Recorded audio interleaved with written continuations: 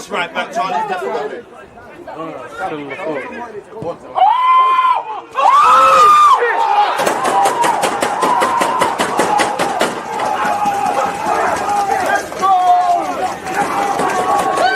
People deluded, I'm back again. Come on, Ian, man. Come on.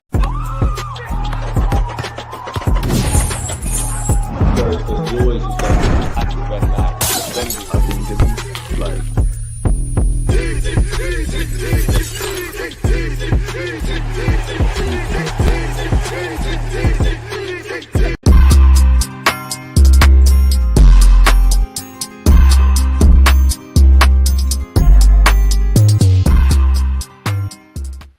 I know he's not going to, but I have small hope that Mikel Arteta will try something different in our game tomorrow, which we will be doing a watch along against Nottingham Forest. We're linked with Luis Campos and all of those kind of things in terms of who's going to be Arsenal's next sporting director. It feels like just yesterday, we found out that Edu Gaspar was going to ironically depart for kind of Nottingham Forest and the reign, or better yet, what's the right word? The chain of clubs that their owners have under their wings.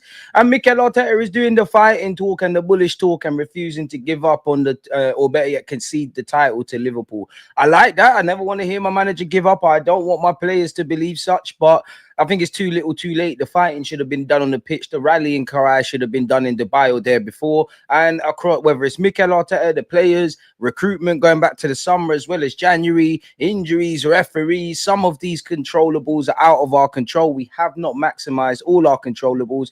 And unfortunately, winners win and losers explain. We all know the season starts in August, it ends in May.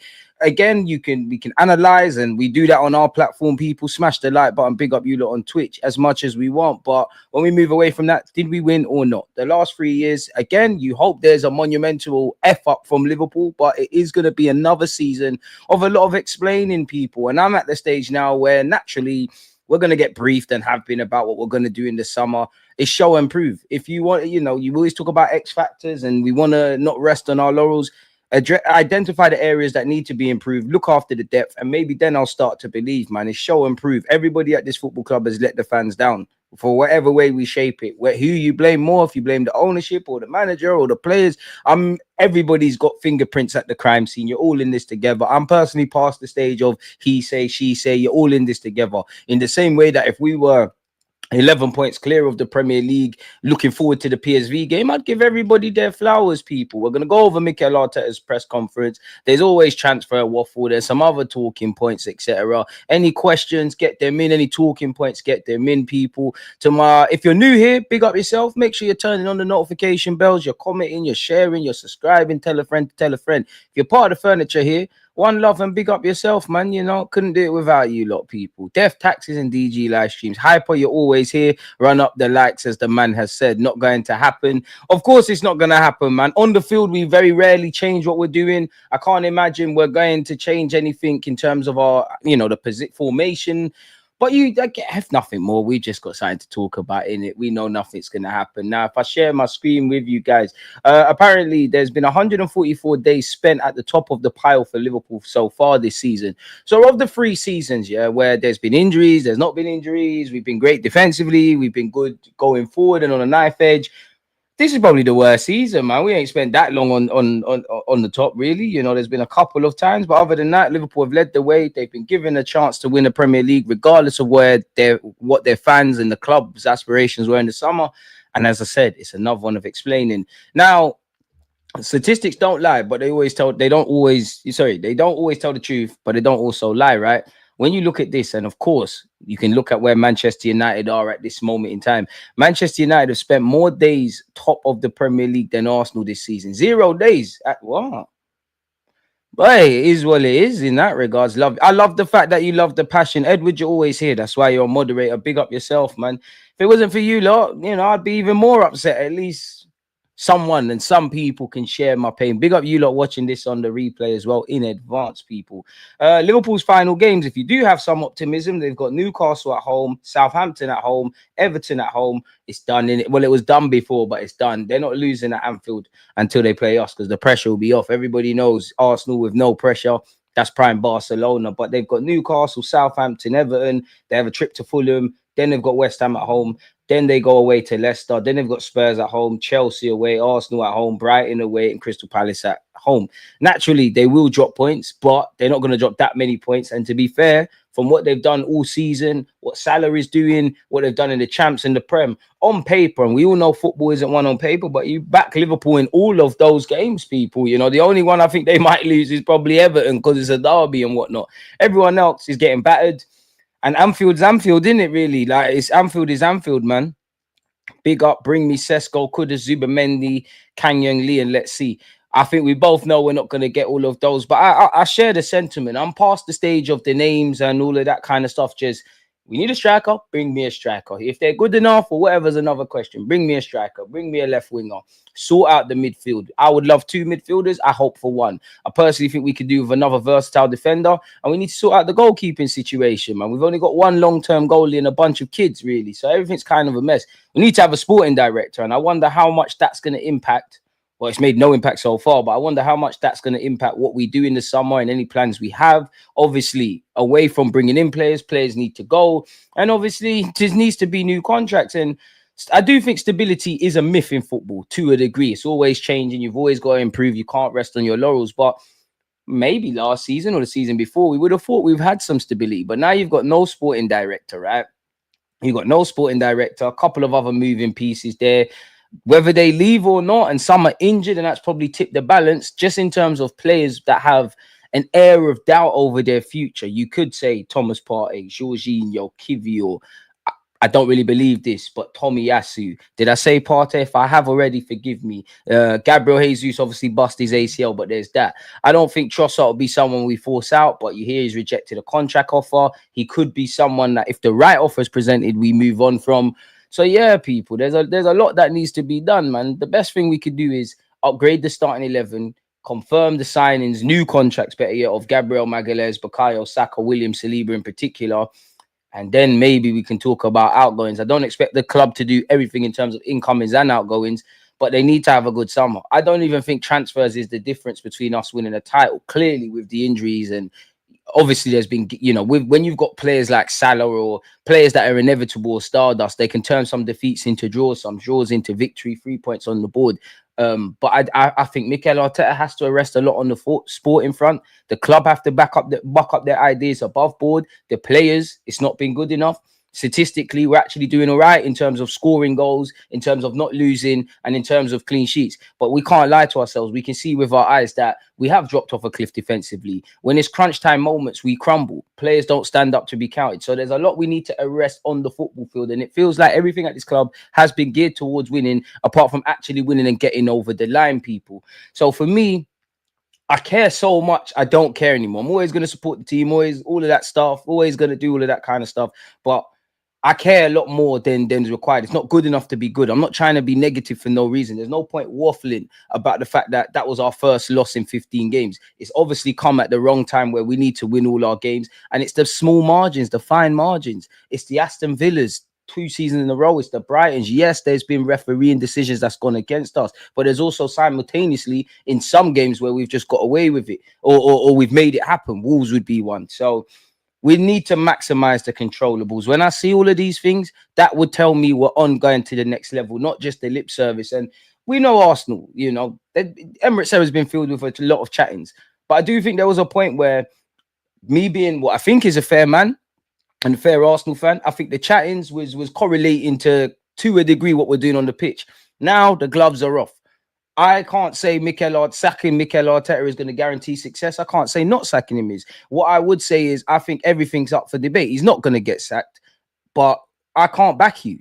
I know you're a good coach. I think you're a good coach. From purely coaching, I think you're wavy. Getting over the line, you haven't done it. And that's what it's geared up to. And Mikel Arteta, you have a problem getting over the line in terms of silverware. That's the only question for me. You don't get to finals like that.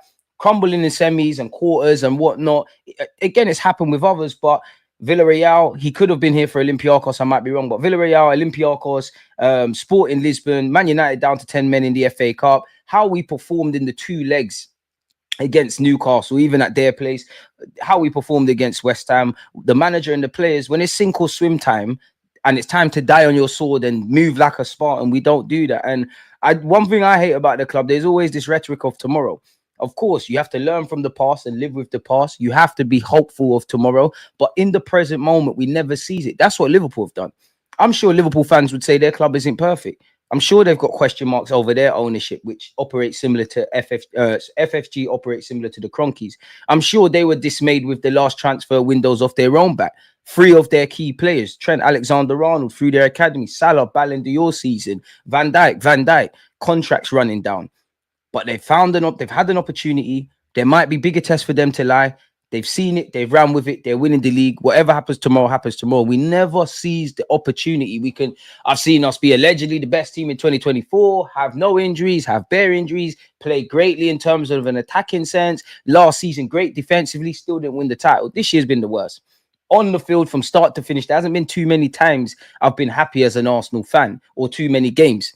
We've just been tugging along, and it's unacceptable. And it is what it is in that regards, man. DG, it isn't about backing Arteta. It's about backing the club. It's Arsenal, not Arteta and Cronkies FC. And this is what I try and preach. I'm a real gooner. But me and you both know there's some people that are more loyal to Mikel Arteta than the football club. There's some people that are more loyal to hating him. I'm not talking about people that have been consistent with, I can see everything, but I don't think Arteta is the guy, or vice versa. There's certain people just committed to agendas, especially when we start talking above board. Because even me, with Edu, I do think you were incompetent in many ways. But now, and I did a video, check it out earlier, check out the one with Zara.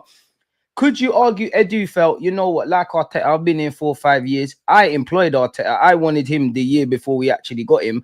And now my power's diminished to the point where Mikel Arteta is having a say in the sporting director. I'm not saying none of this is necessarily wrong. I'm sure he's got a lot of experience, but it does, especially in today's day and age where there's no Wengers or Sir Alex Fergusons.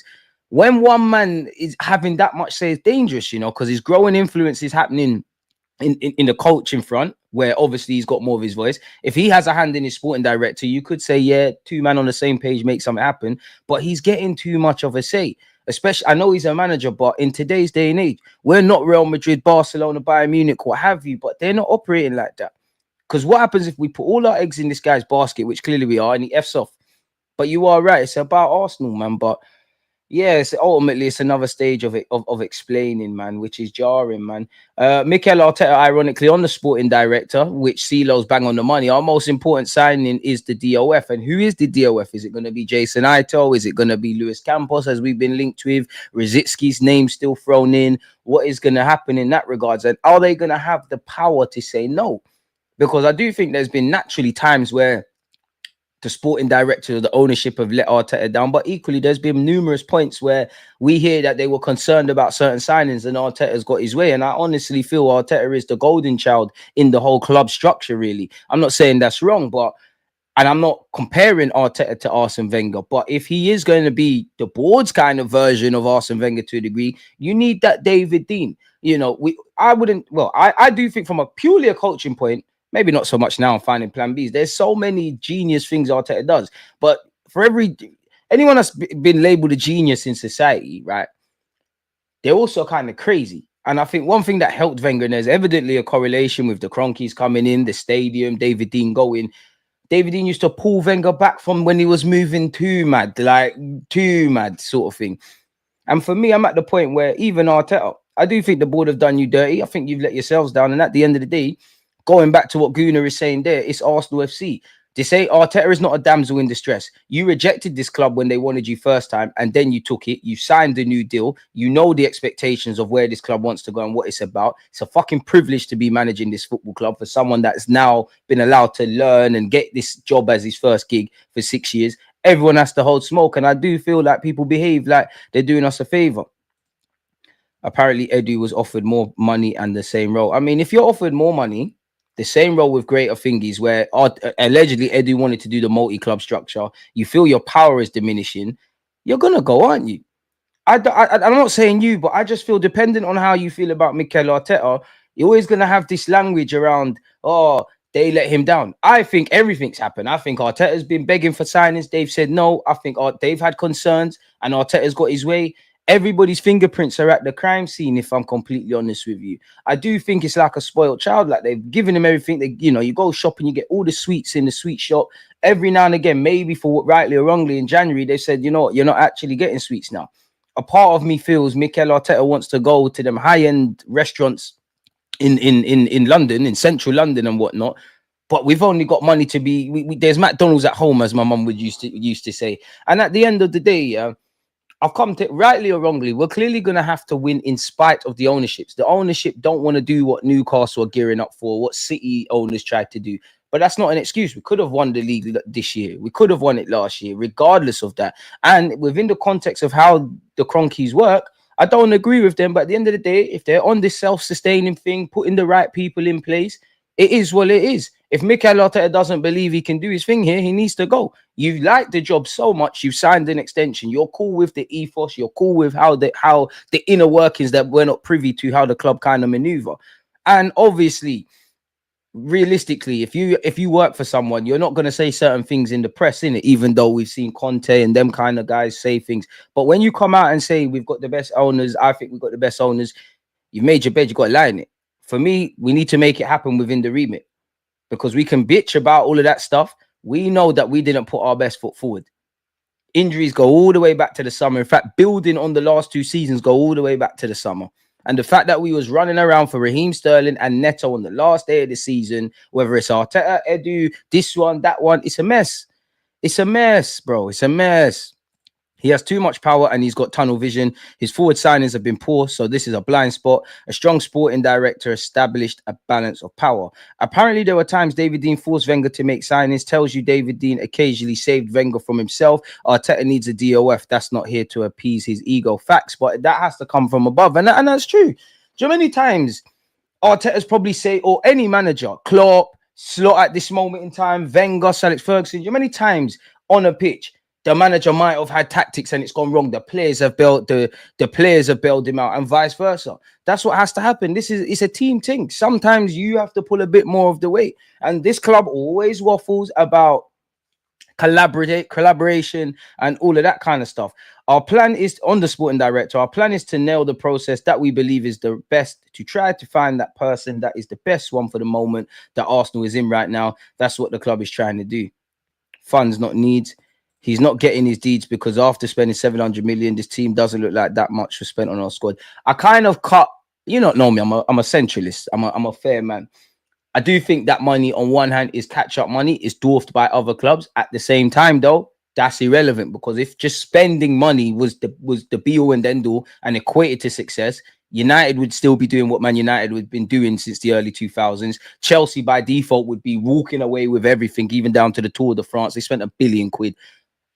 I would say for me, it's these last 3 years. Like somebody said, the attackers.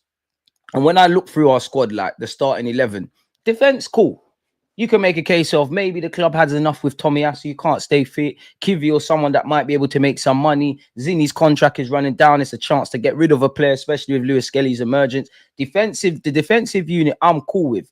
Bar the goalies. I think you need to get me an established number 2.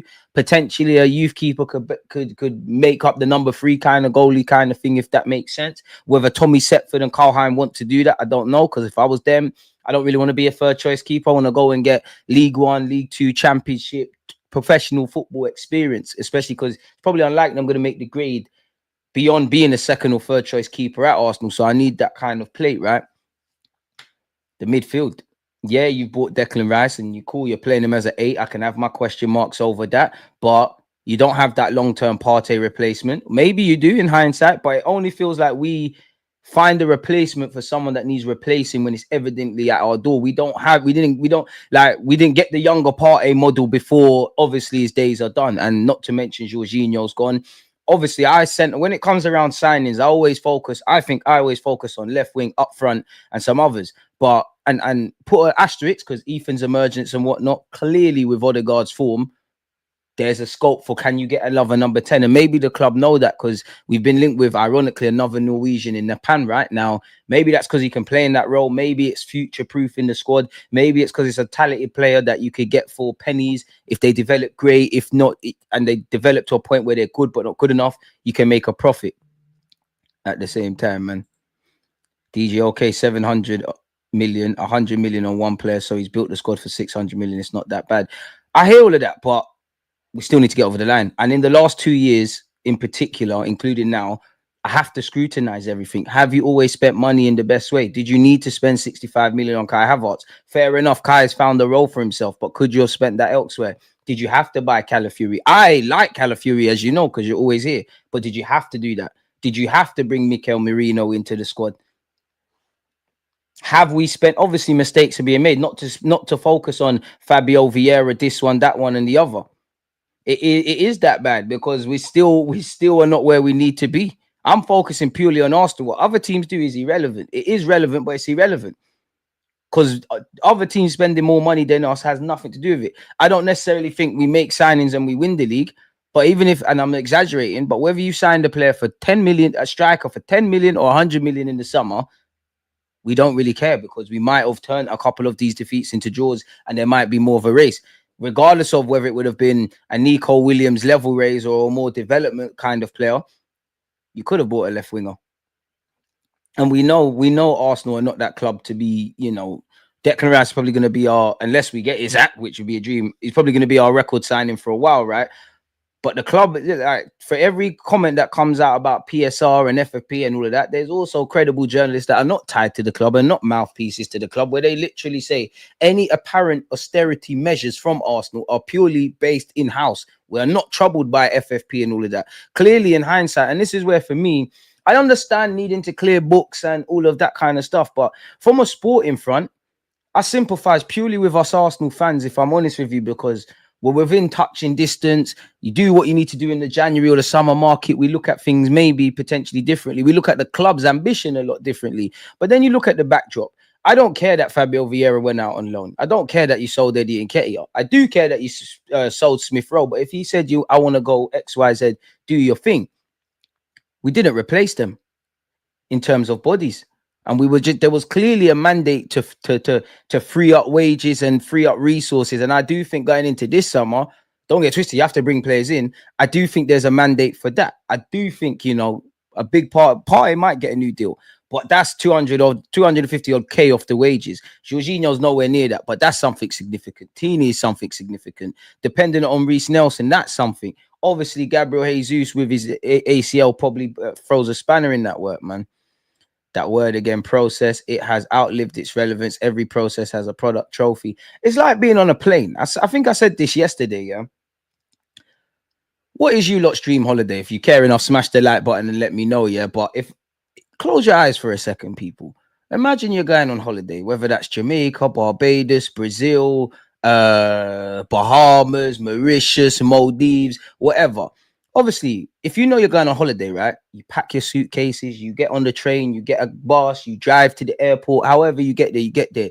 You check in and all of that kind of stuff. You obviously get past the border controls. Eventually, you get on the plane, right? You get that little, you know, the air, what they call the air attendants. They sit there and they tell you, you know, the protocols to stay healthy and stay alive, innit? Sit on that plane now, whether it's a 2-hour journey, 10 hours. Oh no, Australia's like 24 hours. You're on that plane, innit? You're on that plane. You're thinking about what you're going to do on holiday and whatnot, but you're on that plane. Eventually, the plane has to land at the destination, innit? Yeah. Like I said, insert whatever country you wanted to go to. For me, we'll say Jamaica, because that's me. But eventually you want to get there. You don't want to be on the plane forever. And I do think some fans are impatient with the arrival. I do think some fans are just in love with the process for the process's sake. And then I don't feel there's enough balance where you speak where Arsenal Football Club is concerned, man. Like, it's either all terrible, everyone needs to go, all of this sort of stuff, or everything's amazing. People bury their heads in the sand, especially around Arsenal, especially around the big social media accounts, the journalists and the content creators. Everything is, a lot of it is agenda driven. I must admit, those that are very more PR-y at this moment in time, they're being a lot more honest on their platforms, because I guess they're realizing I can't defend the defendable. But I'm not saying I don't get it. I understand it. At the end of the day, no one's paying your bills for you, so you have to play the game. I love Martin Keown, love him to bits. I don't think he's honest anymore. I think he speaks in half truths and half facts on TalkSport and all of those things. And there's got to be a correlation. Martin Keown is one of those players at our club and many more that should have some of the best seats available if they ever want to go on back and watch Arsenal, right? But you're seeing him next to Jason Ito. We saw the Champions League draw last week, didn't we? Arsenal never had no rep. Probably would have been Edu or the sporting director. It weren't even Jason Ito, who they say they're impressed with. It was Martin Keown. The game's the game, I guess, man. But yeah, I'm tired of hearing about this process thing as well, if I'm honest with you, man. There needs to be a destination. Arteta, I appreciate the fighting talk, but I need to see fighting against Newcastle in the semi-finals, getting over the line against United in the FA Cup. Every game that's been a must-win or like a cup final prior to obviously the final nail in the coffin in this mediocre pursuit of the Premier League, innit? But he did say, if you want to win the Premier League, then you have to do something special. What did we do special this year? This has been regression. 2022-23, great attacking football. Second halves were shaky, or if we were rubbish in the first half, we'd be great in the second. But in an attacking sense, great. And big up Tom Canton. Go and watch the video I did on his platform. I asked him a question. I was like, I'd love to know you lot's thoughts. Do you think Mikel Arteta is stung by the 2022-23? Because the year after, which was last season, we were very, very good defensively, right? Me, I wanted the season before and last year. I know it's easier said than done. Merge that together. Coming into this season, striker, left winger, look after the depth, because this very man's been crying about the lack of bodies we've got in our squad. That's for me controlling the controllables. If we have an injury crisis, then I could say at least you put your best foot forward. We didn't do that. We didn't do that. And you have to do something special. But this is all like a team is a reflection of the manager. I think Arteta I think he needs to arrest his tactical analysis. But I think purely from coaching, I think you're a very good coach. I don't know in terms of managing this football club and getting it back to where it needs to be is if you're the guy. I don't know. The only question for me is, can you get over the line? And until you don't get over the line, we're not getting to finals. We're not necessarily getting to semis. We're not picking up the domestic trophies.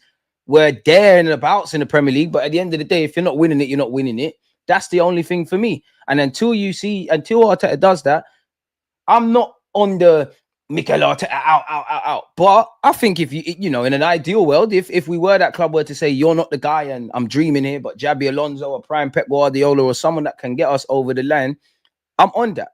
I support, like comment said, I support Arsenal. I don't support Mikel Arteta. I think too much people are loyal to their agendas and their ideologies. If Arteta is the guy, great. Why wouldn't I want him to get us over the line? You're the manager of this football club. And as much as I think a bit like Edu, we might not rate Edu, but he seems rated in the world of football. People might not rate Arteta, but he seems rated in the world of football. And I do think he'd have job offers. I don't care how good you're going to be as a manager, what you're going to do in your managerial career if it's not at my football club. And the worst thing is, I don't want you to learn everything you need to learn, because this has been quite the journey for a first-time manager. And then you F off somewhere else, do things maybe differently and get different results. It is what it is, man. More people care about their access than critiquing the club to success. Yeah, and on one hand, I don't agree with it, but I get it, because no one's going to pay your bills for you. The game's the game. But it's all smoke and mirrors. I sometimes wish I was like that. I could never wish I was like that, because I always tell you, I don't tell you what to think, just think in it. And I can't, as a person, I can't sit there and let's just say it's raining right now. Like, you imagine rain. I can't tell you it's sunny. It can't be sunny and I'm telling you it's raining. I'm not saying I'm right, but I want to tell you honestly what I feel. And I must admit, in this space, it's a bit like, I feel, yeah, you get where I'm going from. This guy clearly doesn't care about the fans at all. It's about himself and trying to get sympathy for his failings. But I think even the best Arsenal fan ain't got time for sympathy at this moment in time, man. What else have we got up here? Could Arsenal sell William Saliba to shed nearly men tag? I mean, I don't think selling Saliba is going to quite be our like Liverpool Coutinho thing. But what does this mean? What does this mean? Big up Jacob Gary, but I don't really want to hear the tosh, man. I don't need to be reminded about how we spent 248 days at the top of the Premier League. Listen, none of these 3 seasons, including now, have been the same. Ultimately, they haven't been the same, but they've been the same in that we ain't had nothing to celebrate. It's as simple as that, man. Yeah, we're mathematically still in the Premier League race, or we're still in with a fight, but yeah, man, you can't call someone duppy until they're dead. But it's like we're on life support and the doctor is having that. Well, I think it's been cut off long time ago. But if our title challenge was described as something and Arteta's fighting talk is to be taken seriously, we're on life support. As graphic as this is, people, and I apologize if this triggers PTSD, but it's like we're on life support. The doctors are now, we're on life support. We're in the room. The doctors are now talking to family members outside of the room and saying, it might be time to turn this off, innit? And I think every Arsenal fan, honestly, beyond just We love the club. If we, if we lose, we're upset. If we win, we're happy. You checked out, innit?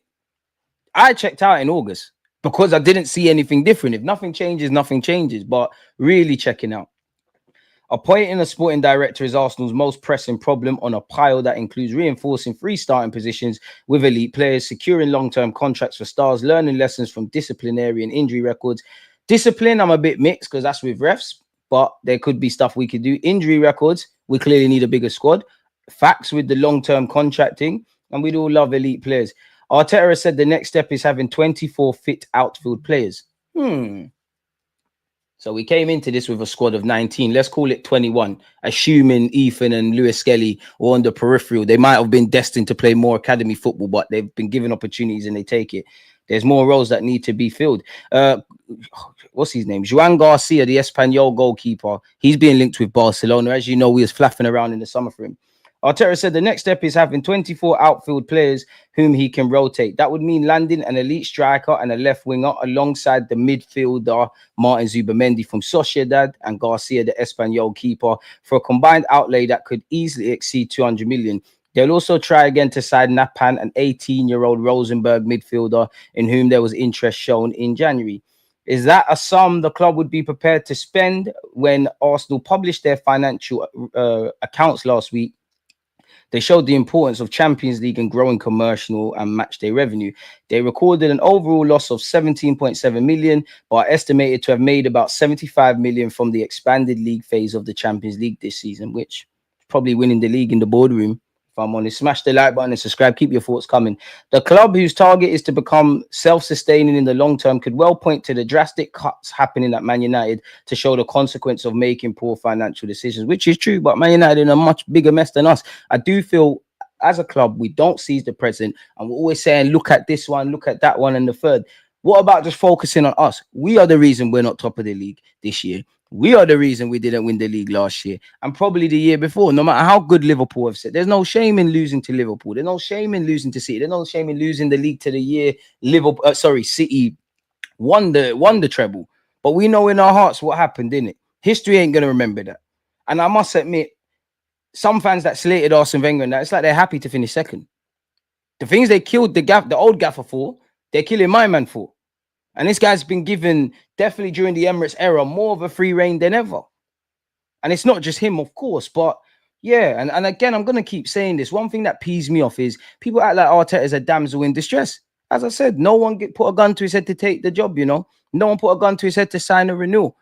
You might not be happy with everything, but that tells me you're cool with whatever they're telling you. You're cool. And you, most importantly, you reckon you can get this club to a next level. And you've got stamina in your motivation, to quote Arsene Wenger. Door on tour, big up yourself, my guy, man. Boy, we meet tomorrow, innit? Damn, man, Nottingham Forest. You know what? Yeah, that was a crazy game against Newcastle because I think Forest have shown you can be got at. They look like they can concede goals, but we look like a team that can't concede goals. Newcastle had intent and hunger and moving the ball fast. We don't say that. And I'm sure Forest are going to want to hit back. They press well. One of the most informed teams of the league, the Hudson-Odois, the Alangas, the Chris Woods, the list, Morgan Gibbs White, everything, man. It could get dark midweek Wednesday, innit? So, yeah, I'd bite it arm off for a point. Hope we win, innit? But it is what it is. Fans may question whether transfer funds will depend on player sales, which seemed to be a factor last summer. Arsenal's net spend was 20 million, suggesting they had money in their back pocket for a big deal. I mean, we hear market opportunity. We only want players the manager wants. We're keeping the powder dry. Yeah, an element of what every club is doing is contingent on sales. I think most rational fans can see that, but I don't want to hear that. I don't care if Isaac's your one and you can't get him and you need this one. Once that window closes, I need to see a striker. I need to see a centre mid. I need to see a left forward or a versatile winger of sorts.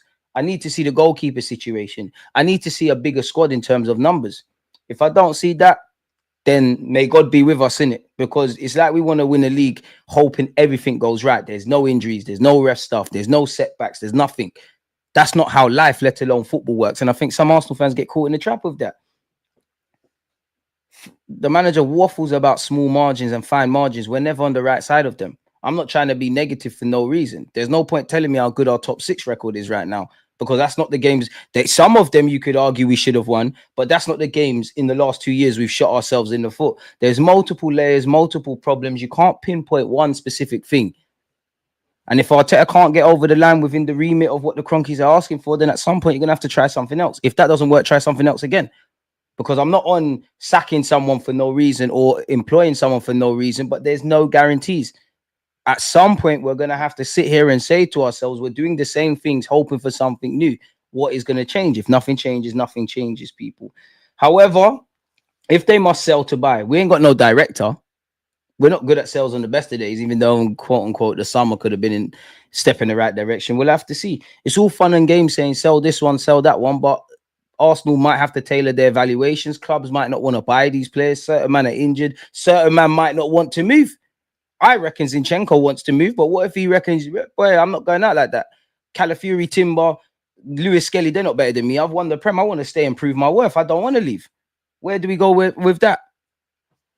So it's all fun and games saying this. We know Tierney's going on a free. Gabriel Jesus and Tommy are sidelining to the end of the year. Zinchenko will command only a modest fee. Arsenal will probably offload Fabio Vieira to who? To where? Nuno Tavares, who's been a bit dishonest as an obligation. Lokonga's got a year left on his deal in a World Cup year. And he's doing all right at Sevilla. Please go. And Sambi Lokonga are yet to sell to a club in Saudi Arabia. Of course, sales reduced the squad size too. For a few years, Arsenal have wondered if they would have to sell an established player to help fund purchases, as Liverpool did when selling Coutinho for 146 million in January 2018, using the funds to bring in Van Dijk and Alisson. And obviously, we've seen what happened there. If the answer is yes, would Martinelli be the obvious candidate? Bro, who is good? We'll make profit on Martinelli because we bought him for like 6 million. You never know. His stock is on the floor. But who's giving us any? Forget anything near Coutinho's thing. Forget that. Who is giving us anything? This is BS. Man said Martinelli. I don't even want to entertain selling Bukayo Saka. I've made peace with the fact that Saliba might go. Saliba should be our record sell, and we should be selling him for something stupid, but his contract's running down. Arsenal tax, I'm not sure. Should Gabriel or Saliba not extend their contracts, which expire in 2027, Saliba has been tracked by Real Madrid, whose recent transfer policy has shifted to targeting free agents, including Rudiger, Mbappe, and perhaps soon Trent Alexander-Arnold. Saliba's not good, man. You saw the goal we conceded against West Ham. You saw the Newcastle game. You saw the penalty conceded against Brighton. He's not good, man. Canard is better than go over there. Go over and sign them lot. Arteta has rotated players more this season with the emergence of Wanyeri and Lewis Skelly because he's been forced to. Max Dolman's 15, great player, but allow it, bro. And he might have a greater role next season, but the man's 15, 16, allow it, man. Stop the nonsense, bro. Gary Jacob, you're peeing me off. You started this article well, but allow it, man. Arteta has said that Arsenal must explore a multi-club model. Edu wanted that, didn't get it, as it will give him a bigger pool of players, alluding to the models at Chelsea and City. Many other clubs have 45 players in their list. We don't have that size at the moment. The idea is to have a pool of players, some to play here, some to loan, some to develop, some to give you profit. I think all of us want that. Arsenal also need to tie down Bukayo Saka to a new contract beyond 2027. His and other new deals will increase a wage bill that has jumped to 328 million, which is still only the 5th highest in the Premier League. So maybe the self-sustaining thing, we're going to have to be a bit sensible in that. You'd imagine, I don't imagine we're getting Isaac and Nico Williams and all this, but you know Isaac's going to be on big boy wages. Nico Williams, if you did sign him on big boy wages already at Bilbao, why would you take a wage cut move into a bigger club and a bigger league and playing for Arsenal? Don't make no sense. And I hate to be that guy. It's not all Kai Havertz, but the Kai Havertz thing, I don't know.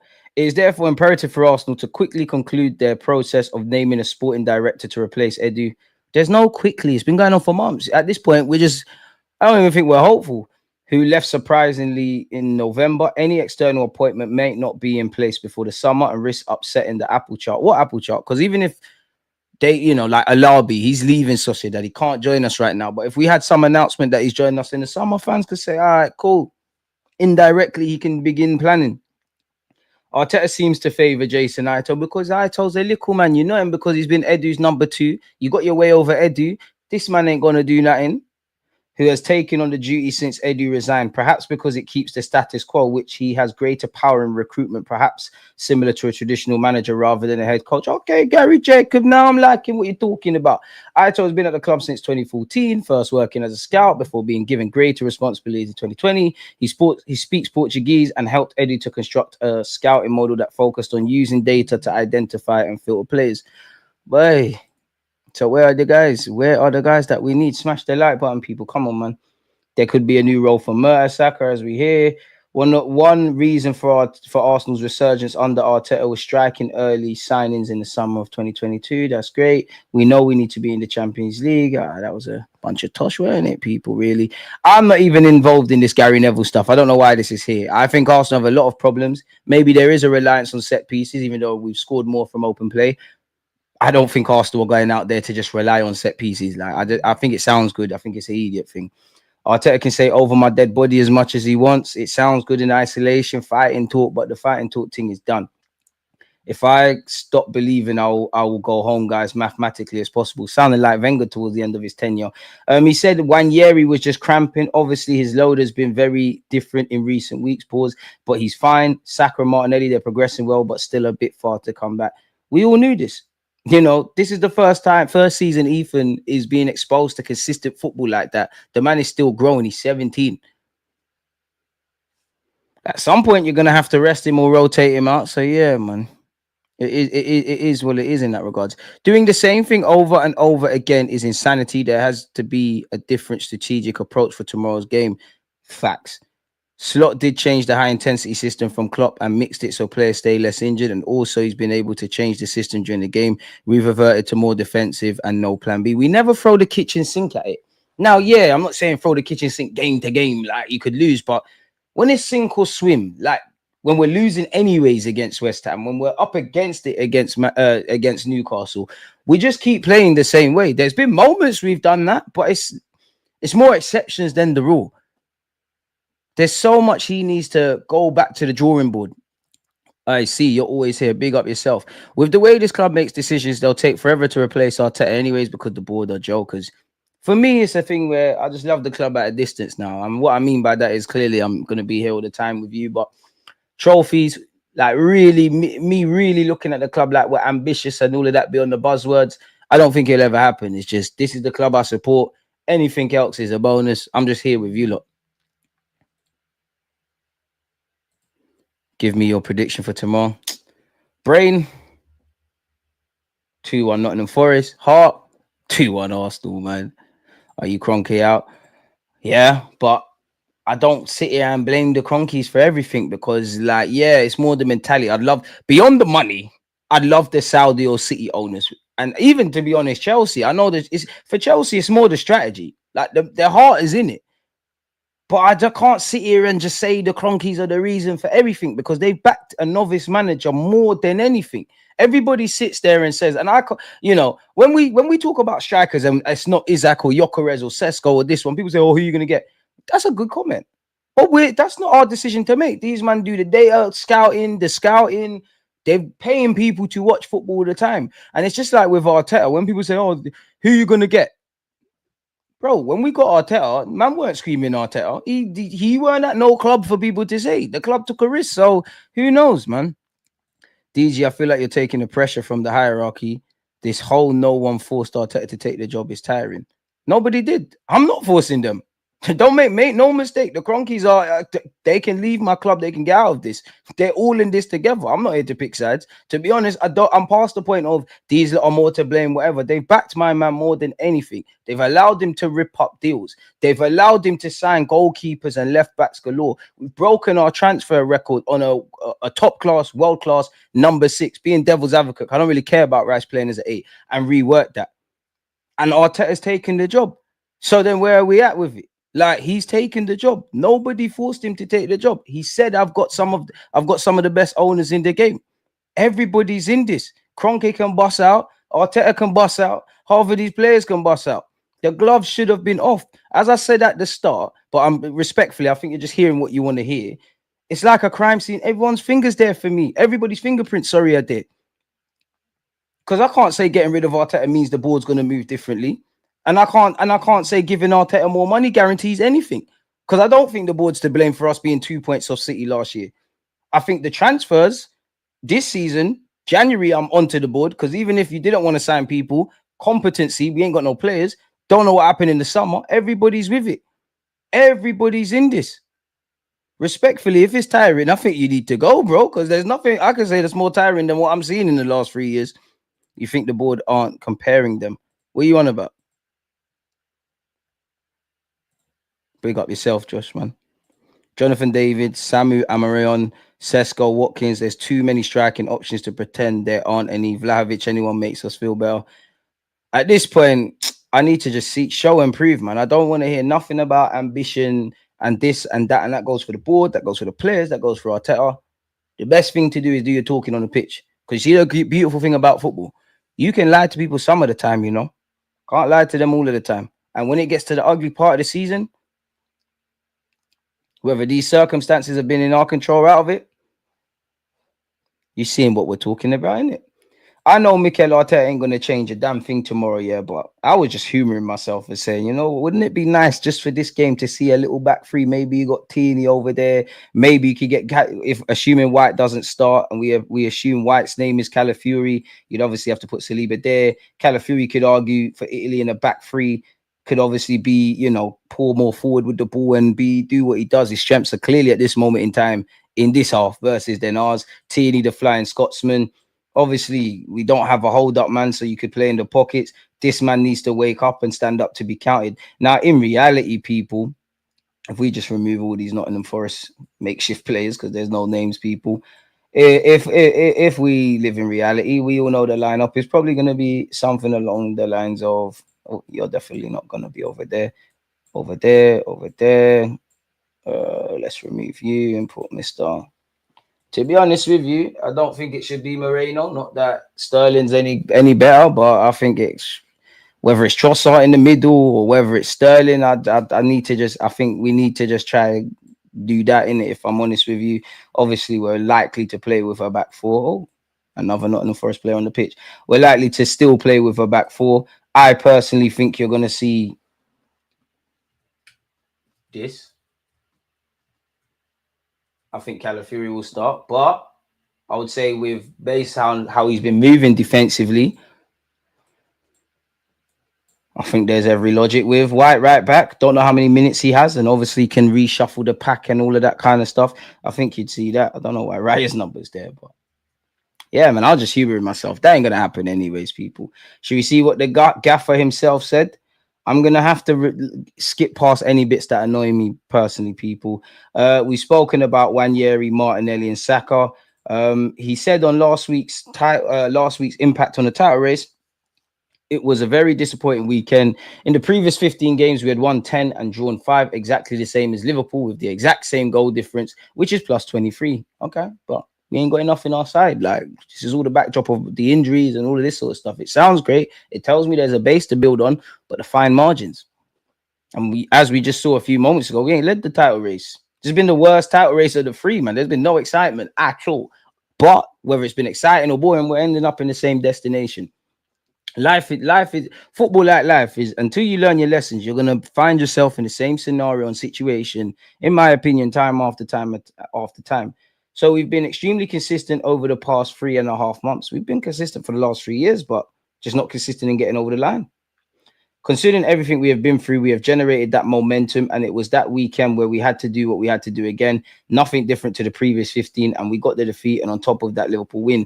When you are trying to build that momentum, we put so much into it, especially the circumstances that we have. It was a very hard one to take. The reality is there are so many games to play, and you have to get back to it. You have to have the levels and the consistency and the hunger to go again. That's what we're going to do on Wednesday. Obviously, we can't control Liverpool. They're doing what they're doing, people. Only thing he enjoys trying to solve problems. I can't lie. I don't want to hear that, bro. I can't lie, man, because it's going to sound like a great motivational speech. I'm not saying Arteta is wrong, but it's for me, it's falling on deaf ears. You lot will have to go read that one for yourself. It's just a whole bunch of nothing for me anyways. Yes, in relation to the opposition and the options we have, and then what the team generates as well, attacking players depends a lot on on what the team is generating, the chemistry, the fluidity, the areas we're hitting, and how we interact with each other. It worked really against Leicester, but the other day there were a lot of things missing. It worked because, last 10 minutes, Gaffer, really, with the false nine stuff. On how to get more goals for midfield, it'd be nice if the captain turned up. We have fixed it because our goal difference with the best team in the league is both plus 23 in 15 games. So that's quite unique to do, but we want more goals from all of them. And we know that there are areas we can increase, and this is one. On if the West Ham game was one of the more frustrating days, I don't know. It's not frustration. I think it was a feeling of knowing how much we are putting into where we are. So when you have the chance to say, okay, let's go another step, then on Wednesday we'll have to have another one, especially with the form that Liverpool are in. It was tough. It was a tough one to take, especially at home. We've been consistent. Big up Nottingham Forest and Nuno Espirito Santo. I'm going to skip that out. We all know what they're doing is crazy. On the title, once again, he said we've seen it before, but he basically just said we go again until it's mathematically impossible. It is what it is. On whether he's clutching at straws, undoubtedly we are. We definitely all we've got is some blind hope now. I don't want the manager or the players to believe we can't win the league. At this moment in time, let's just focus on winning the games and hoping the footballing gods somehow Liverpool bottle 11 points, because that would be the best bottling I've ever seen in the league. But come on, man, live in reality. It's not happening. I know Liverpool are not going to win all their games from now to the end of the season, but we know Arsenal fans, if Liverpool don't win games, they're going to be getting their calculators out, man. So all the buzzword and this talk is great, but with reality, it don't mean much to me. It sounds great. Like, no, it's the difficulty. It's higher than it was 3 days ago. But if you want to win the Premier League, you have to do something special. If you're going to win the Premier League with the circumstances we have, you're probably going to have to do something nobody has done in the history of the league. On discipline, it's a big problem, not about discipline. A lot of factors have contributed to that. You see me with the discipline, yeah? When I look at our discipline problem, I don't think it's to do with the red cards and all of that. Maybe you could say we're picking up stupid yellows, and we all would want consistency. If people are going to be sent off for time wasting or kicking the ball where there should be red cards every week, right? For me, discipline is like the 44th minute West Ham, the way they hit us on the counter, not closing Donny down. That's the discipline issue I think we have, if that makes sense to some of you people. I don't think it's, 5 red cards more than everyone else. I think, that's with the refs and whatnot and some crazy circumstances. So I think we do have a discipline problem, not that. Now, you would have seen, apparently, Thomas Tuchel is keen on recalling Benjamin White back to the fold. Arteta said he's a player that has given us something very, very special, especially in that right unit. We haven't played with that right unit at all this season with him, Bakayo and Martin as well. A unit that has played so much football together. It's great to have him back. It's more options, and his energy and the way he is around the team and what he generates, he's certainly been missed. We know that, but we also know that Ben White and Saka have been played into the ground in the last few years. I'm not saying we wouldn't miss that partnership on the right-hand side. Maybe there's a correlation with Odegaard's struggles, even though he's got to take responsibility. But we know we needed like Benjamin White and Saka's partnership might be up here, but we could have brought 2 men in that's not better than them, but they're at a certain level. A lot of the issues are self-inflicted. We have stood in the rain and we're complete. We know it's going to rain. We stood in the rain with flip-flops, and now we're complaining we're wet. And then we've also stood out there, and it's been relatively, raining, and then it's just turned into a monsoon, which would be described as what we've probably faced from January to now. Beyond the obvious, people. It is for Thomas Tuchel to decide on recalling. On why we were so far from our standards on Saturday, because we didn't put West Ham on the ropes like we had to, especially with the amount of time and space that we had in certain areas. We weren't good enough, especially with the ball and the way we defended the box in both situations that could have cost us the game. One of them did cost us the game. It's very clear we have to set very different standards, and we didn't. Where they're better than us, watching it back twice, did they deserve to win the game? I really have doubts about that. Gaffer, if you framed up that comment, this paragraph, we could have said that numerous times. A lot of the issues we faced are consequential because of the transfer market and the injuries and where we face ourselves. But come on, bro. That is football. Across a 38-game calendar, you're going to draw when you deserve to win. You're going to draw when you deserve to lose. You're going to lose when you deserve to win. You're going to win when you deserve to lose. And then throughout the majority of the season, that's going to happen, because you could watch the game 2-3 times against Aston Villa, home and away, more so away. We got away with one. You could do the very game against Leicester. You could say we didn't deserve necessarily to win that. Yeah, Moreno's did it, but a draw would have been the fair result. So what are we going about? And who cares whether they deserve to win or not? Bournemouth probably didn't deserve to lose to Liverpool. They punched Liverpool up. Liverpool found the way of winning. This is now what I mean about getting over the line. So that don't help me. Football isn't one of spreadsheets and field tilts and all of that kind of stuff. I love the fact that we're on this kind of science thing, but we need to go back to basics as a whole club. And if he has to transmit his belief to the players that he can win the title, I think you all need to transmit it to each other, because unfortunately, a team is a reflection of the manager. And if I have one criticism of you, Arteta, more often than not, when it's time to stand up to be counted, you get done by your managerial counterparts and have no option, no plan Bs or alternatives 9 times out of 10. When you're playing the Peps and them, man, you can do it. But Eddie Howe, Uno Emre, Graham Potter, who's got a great record, they seem to shoot you in the foot. You know, Sean Dyche, anyone who slaps a back five already, or low and mid blocks, whatever you want to call it, when issues. So I don't want to hear that either. On why we struggle to beat the likes of West Ham, Villa, Newcastle, and Fulham. Now, if you frame that question, that could have been said last season. But the manager, I think this is true. They're all very different in relation to the opponent and the performances that we had. Some of them we certainly deserve to win. Oh, it's about actually winning now. I'm not saying you're wrong, but this is where we need to cross if we want to be where Liverpool are this season, or City the last 2 years. It's not helping me to hear this, and fans fall for this. If we had been accurate enough in the boxes this season against this kind of opponent, with the amount of situations that we've generated, others, for example, Newcastle, where we didn't deserve to win the game. I agree. Bournemouth away, Newcastle away, didn't deserve that. But if we want to be a team that's in and around, this is cool. If we want to be a team to get over the line, all of this ifs and buts and we deserve and this, rightly or wrongly, man, need to find a way. As harsh as that is, nothing I'm saying that sounds harsh is more harsh than how you lot are going to feel 3rd year in a row, not being there, emotionally drained at the end of the season. Last day of the season last year, we all know what happens. Potential guard of honor, question marks now. The likes of me questioning the gaffer, the players, the ownership, you lot as well, whether they care. Nothing I'm saying is more harsh than how you lot are going to feel. And we have to be harsh. Arteta's had to be harsh. If he wasn't harsh, we wouldn't be in this. I'm sure he didn't want to mash up Aubameyang's contract. I'm sure he didn't want to rub out Aaron Ramsdale or Kieran Tierney. It seems like we were more ruthless as a club before we got to this, and now we're complacent, man. I'm not saying people are actively trying to be complacent, but that's just me as a fan. I'm not a fly on the wall at London Coley, or what they call it, the Sabah training ground, or whatever sponsorship people. If we looked at changing formation, yes, but 4-3-3, really, I don't know. When we played 4-3-3 in phases of playing the game, because we change our second in relation to our high press when we are deep on the first, second and third shape. But in the end, players give you options with their qualities and connections, and we're certainly going to use the quality of Ben. Music to my ears, we want to see Benjamin White. Side note, do you remember when Mikel Arteta, I swear it was last season, he said we played over 400 different formations? He's a madman. I do like you, Arteta, but I like my club more. And for me, it's about getting over the line, and I don't know if you're the guy to do that.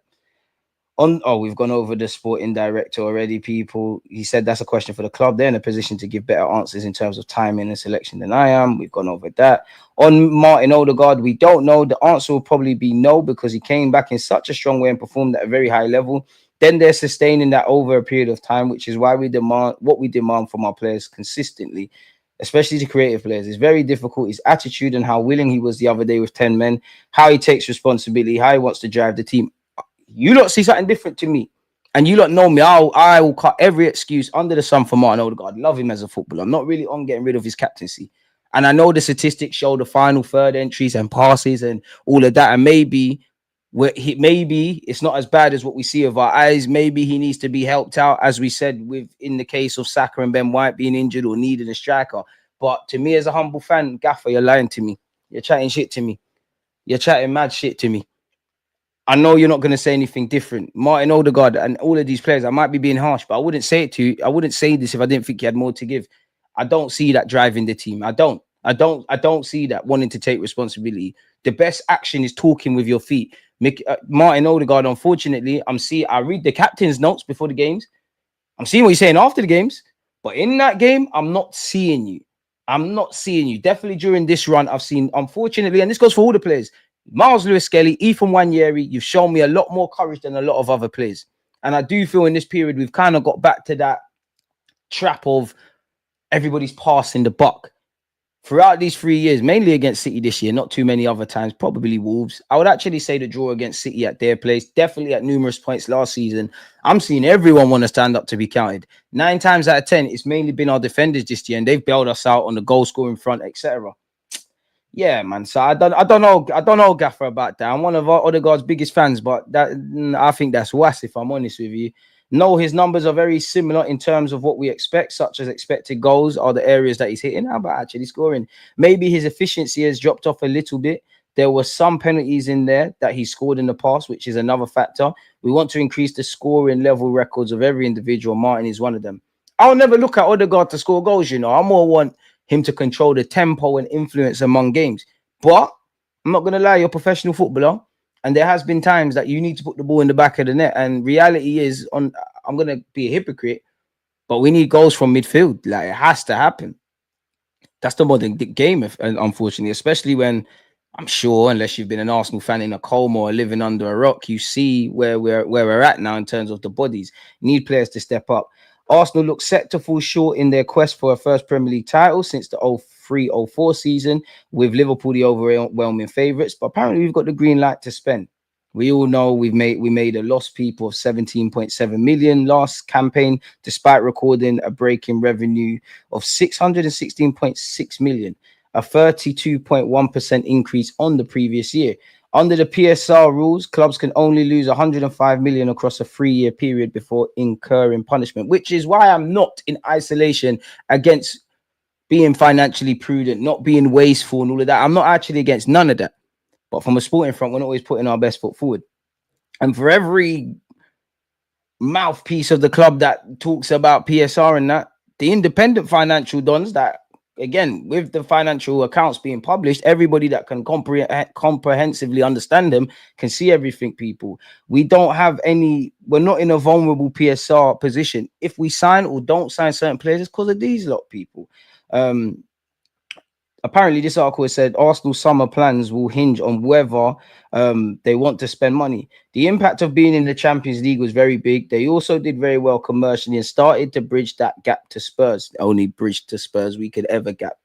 And that's only because Spurs got Beyonce and all that crap. They were a long way behind, but are now not very behind.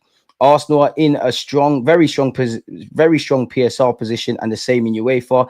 Any stories coming out that they may be restricted by that in the summer, I don't accept. They have plenty of capacity. It'll be a question of whether they want to spend the money. It's a very positive set of results overall. They'll be generating around 100 million from the Champions League this season, while also securing it for next season as well. Liverpool are to rival Arsenal for Isaac. Lol. This is why I hate journalists. They make up their own scenarios. They make it up as facts. Social media is exposing most of them. We still haven't sold Lokonga. What a bust. Replace Willock with this guy. And now when Willock plays against us, we don't win. I must admit, such is the desperation settings. I was watching the same said Newcastle United, not in the Forest game. I was thinking, right, you know what? Declan Rice in that 6, Joe Willock in that 8. It wouldn't be the worst because I can't say Mikel Marino at this moment in time. And it's different periods. And I'm also being a bit silly, but you're not looking better than Joe Willock. It's looking mad. It's looking mad, man. The board are not on the pitch kicking the ball. The players to blame. And Mikel, I'm tired of Arteta and his dumb quotes. FPL deadline 6 p.m. I love for that. I ain't updated mine in a few days, so I will be patterning that few weeks. But yeah, the likeliest Arteta transfer is Rashford. That alone terrifies me. I think we'll just hire a worse coach if we sack Arteta. Then people will be complaining worse than we are now. I honestly believe keeping Arteta next season. Arteta, for me, you're going to stay. I do, as I said, I think everyone can see my position, but I think a lot of the players, the board, and I'd extend it to Arteta. To me, which my opinion don't mean anything. You're on borrowed time now. Like, you're on borrowed time. You're on borrowed time. You're not, because you just signed a new deal. Bro, I'm trying to see us do the 3-5-2 for the rest of the season. We need to try something different. I could dream of us hiring Jabi Alonso or Xavi, but that is just as likely. But it's just as likely that KSE hire the Colorado Rapids coach or something. But I reckon Arteta should shift Odegaard to left wing and try something new, evident by how much we struggle to break down low blocks, with Marino making late runs, probably similar to Leicester. Yeah, I agree. Hiring Arteta in the first place was a big error. The dude ain't even managed the effing squad. I wouldn't say it's an error because he's got us somewhere, but how far does it go? Like, I don't like the rhetoric that some of the journalists make out. Like, fair enough, it was a risk and you did it, but they make out that he can walk on water and he's doing our football club a favour. Allegedly, Thomas Tuchel has held talks with Arsenal defender Ben White over his international future ahead of the new manager's first set of games in charge. Lewis Skelly, Wanyeri, I hope you get called up as well as Benjamin White. From a selfish Arsenal perspective, we barely got any bodies. Hopefully nobody None of that happens, people. I'll reach out to him. It should be a clean start and a clear narrative. I'll be in the stadiums from... Oh, this is old with Ben White, man. Why are they rehashing it? We're still linked with Jamie Gittins of Dortmund. Apparently, he's got a 70 million price tag on his head. We've got... Pardon me. I really want to tell you a lot about Ben White and Tommy Tuchel, innit? Ademola Lookman will leave Atalanta this summer after falling out with Gasperini. Anyone having him?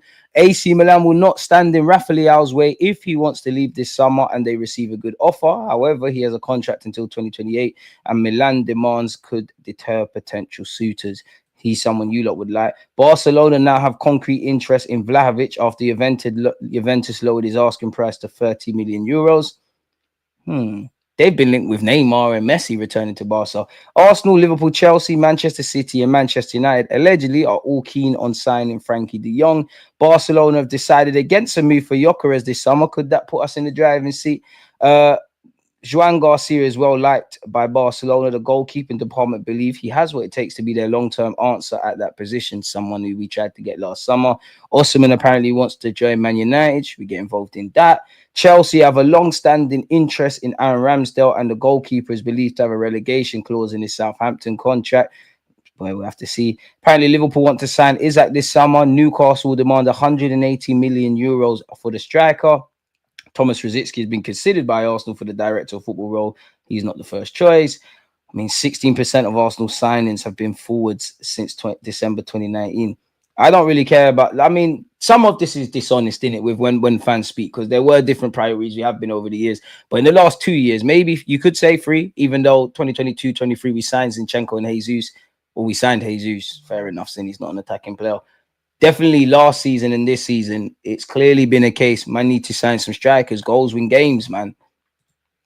Again, apparently Arsenal and Chelsea are expected to battle it out for PSG advisor Luis Campos. That's at least what Le Ten Sport are reporting, and they state Arsenal and Chelsea have had him on their agenda for several months.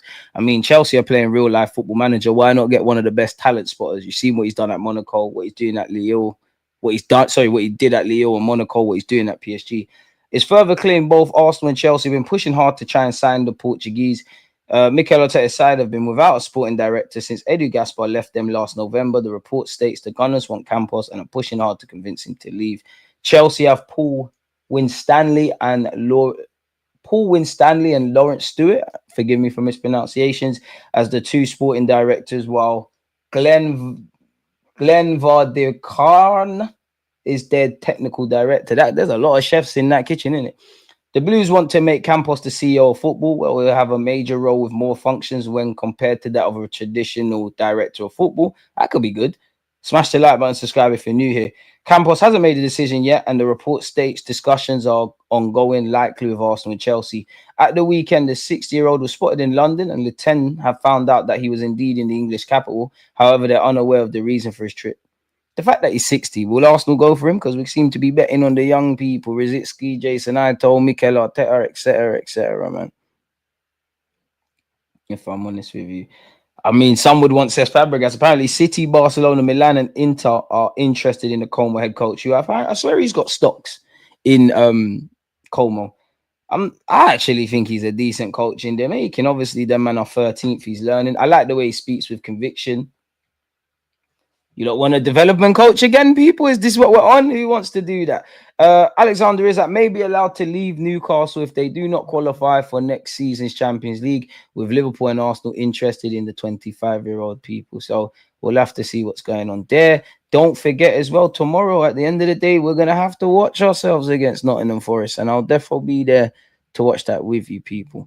But literally, there's nothing else. DG journals like Watson, James Ben were saying that Arsenal weren't trying to sign any ceiling raisers even before the season kicked off. Surely that's not a decision made by Arteta. They're all in it, man. At this point, I've said it all, man. Didn't we bottle it with 11 points? True. What's up, AB Sports? I was watching an Arsenal channel saying, what if Arteta wins the Champions League? What will you say then? I swear some of these men are touched. And that's the thing, like, why is it Arteta? I believe in Arteta versus I don't believe in Arteta. If he wins the Champions League, give the man a fucking statue. I wouldn't say all's forgiven, but brother, yeah, you rubbed out in the league, you saved us. You don't know, like, we can paint again. History is only written by the victors.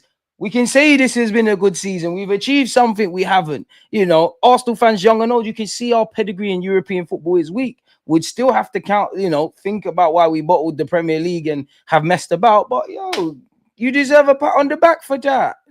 If you do that, who cares? If you get the champs, which is easier said than done, you have to get through PSV, let alone Real Madrid. If we did get past Real Madrid, I'm not gonna lie, I might start to believe in it, but I've seen my team 13 minutes away from winning that very competition and it not happening. So yeah, man, big him up. If he wins the Champions League, you done your thing, but that's a big if. Big if. If Arteta wins the Champions League, get him a statue, but it's just not going to happen. With the circumstances that we have, why did you get reinforcements during the window? I think you mean didn't. Loans or free agents. You said there's nobody out there with the right profile to help us. Sterling, come on. What's this brother talking about? They didn't deserve to win. My manager, bro. The gap is too wide to overcome, and their squad has more depth, even if they get injuries. I don't understand why people want Odegaard to be a match winner. He was never that. Nah, man, I'm mad now. Where's everyone getting their product that has been saying, what if we win the Champions League? What if PSV knock us out? Do we sack Arteta on the spot? Not going to happen. Sometimes you don't get what you deserve. He's a fraud. I used to think certain men were harsh, but he moves like a con man. Odegaard can't be captain. He hides. I'm sorry, he's not it. He's still in the team, but not captain. I wouldn't clip him of the captaincy, but I don't think he could cry if he would be. And yeah, man. For me, I don't think Odegaard's been scapegoated. I just think you need to step up, bro. Like, you don't have to make the difference. They don't see you. Several players are not stepping up. The only players that have consistently stepped up 9 times out of 10 have been the players in the defensive unit and the 2 young Highlanders that came through in Lewis Skelly and Wanyeri. Obviously, Saka got injured. He was doing his thing. I don't think it's for me. I can only speak for myself. I can't speak for everyone else. Odegaard needs to step up. I'm not seeing you. And I'm not saying you have to be screaming, shouting. We all see you do the hair and see you lead the press, but I'm not seeing enough with my eyes. I'm not. If Odegaard was in form of what we've normally seen and we're still not winning, then we still question mark everyone, but you can say, all right, you're doing your thing, man. It's like this. I don't expect Odegaard to be a GA guy, but he's having diabolical numbers. And there's been a lot of chances. Odegaard, just work on your finishing, bro. Next season, I don't see players going on the run for the league again. Stop talking about how much money we have. That inflates transfer fees. Are we stupid? Deluded, how would you feel if we only signed 1 striker this summer and that's it? Well, if it was Isaac, I'd temporarily be happy, but like that would also tell me we're not serious. Doubt we get Campos. Chelsea will give him the funds, and Arteta won't want to deal with another strong personality within the club's hierarchy. If he wins the Champions League, paint him onto the field and give him that Haaland type contract. How many wins do you see us getting to the end of the season? If we can ground out 10 wins and draw a couple, I think we could overcome Liverpool like 97, 98. Look at our last game. I would say we could get draws against United, Chelsea, Liverpool, and Newcastle. You're done, no? It can't be me asking that. It can't be me asking that. What's that? That copium pack? That hopium pack? Big up Josh, bro. Which one you smoking? Is it copium? Is it hopium? Is it the mathematics? Is it the... What is it? I don't know.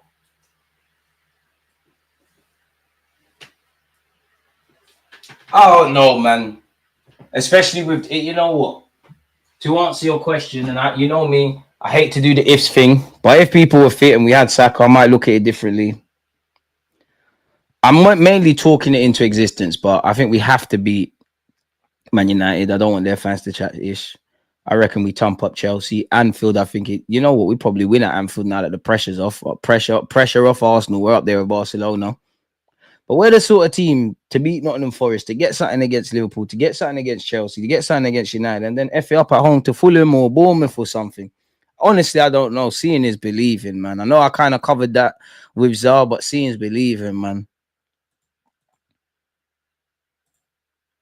Yes, bro. Hope you're good. Marino hat-trick tomorrow. I big up yourself. I hope so as well, man. At this point, give us something to laugh about, man. I'm tired of the what if we talk. What if Tupac didn't get... Whoa. Hey, you're moving bad. RIP Tupac, kill it. But yeah, I'm Arsenal win. Couldn't give a toss about the manager. I just want to win. Facts. Bro, if Arsenal actually got Isaac, it'd be pretty brazy. Saka and Isaac would be filth. Yeah, man. This man love a movie, bro. It's a movie, but it's a horror film at the moment, man. Now, Josh is my guy. It's the optimum. It's like, I must admit, Arsenal is like Cool Runnings, Coach Carter, Mighty Ducks. I'm a broken record. Go and watch these films. Go and watch how it starts, how it is in the middle and how it ends. Do we beat Nottingham Forest?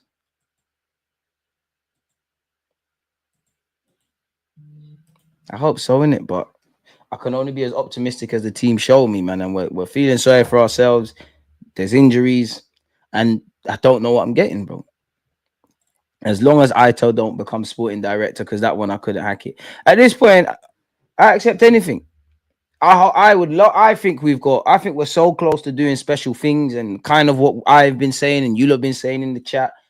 I don't think the club want it as much as the fans. Everyone. I do think that the gaffer wants to win stuff. It's more how you're going to get about it. The same goes for the players, but I don't think they want to do what we want to do in it. So it's like I have to kind of check out mentally, man. I was like this before last season, because the lip service to a slight degree was correlating, and it's hard not to buy into. I'm not saying I thought we're going to win the league or whatever, but you believe in something again now, innit? But or there's something. It's just nice to see that we're not getting pumped up by the top six anymore.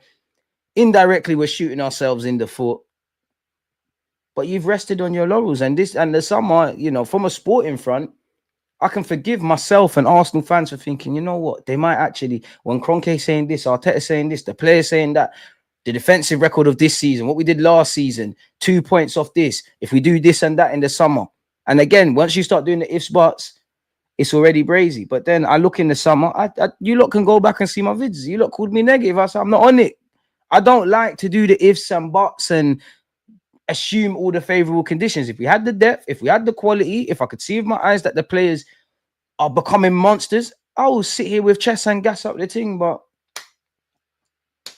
now it's, if you lot really are determined to improve, show me. If you lot want to sign Dons, show me. If you lot want to get over the line, show me something different, bro. I'm always going to support the team. Love the team. Regardless. It's an Arsenal thing. It's A's up to we freeze up. Corner boys in the building. You lot know this, but it is what it is. The only reason there's only a couple of things that have made me happy.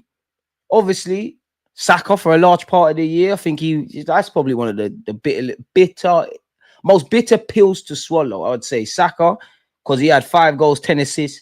I reckon he would have got double figures in both and had a special season in that regards. Love to see young Wanyeri and Lewis Skelly step up. That was good.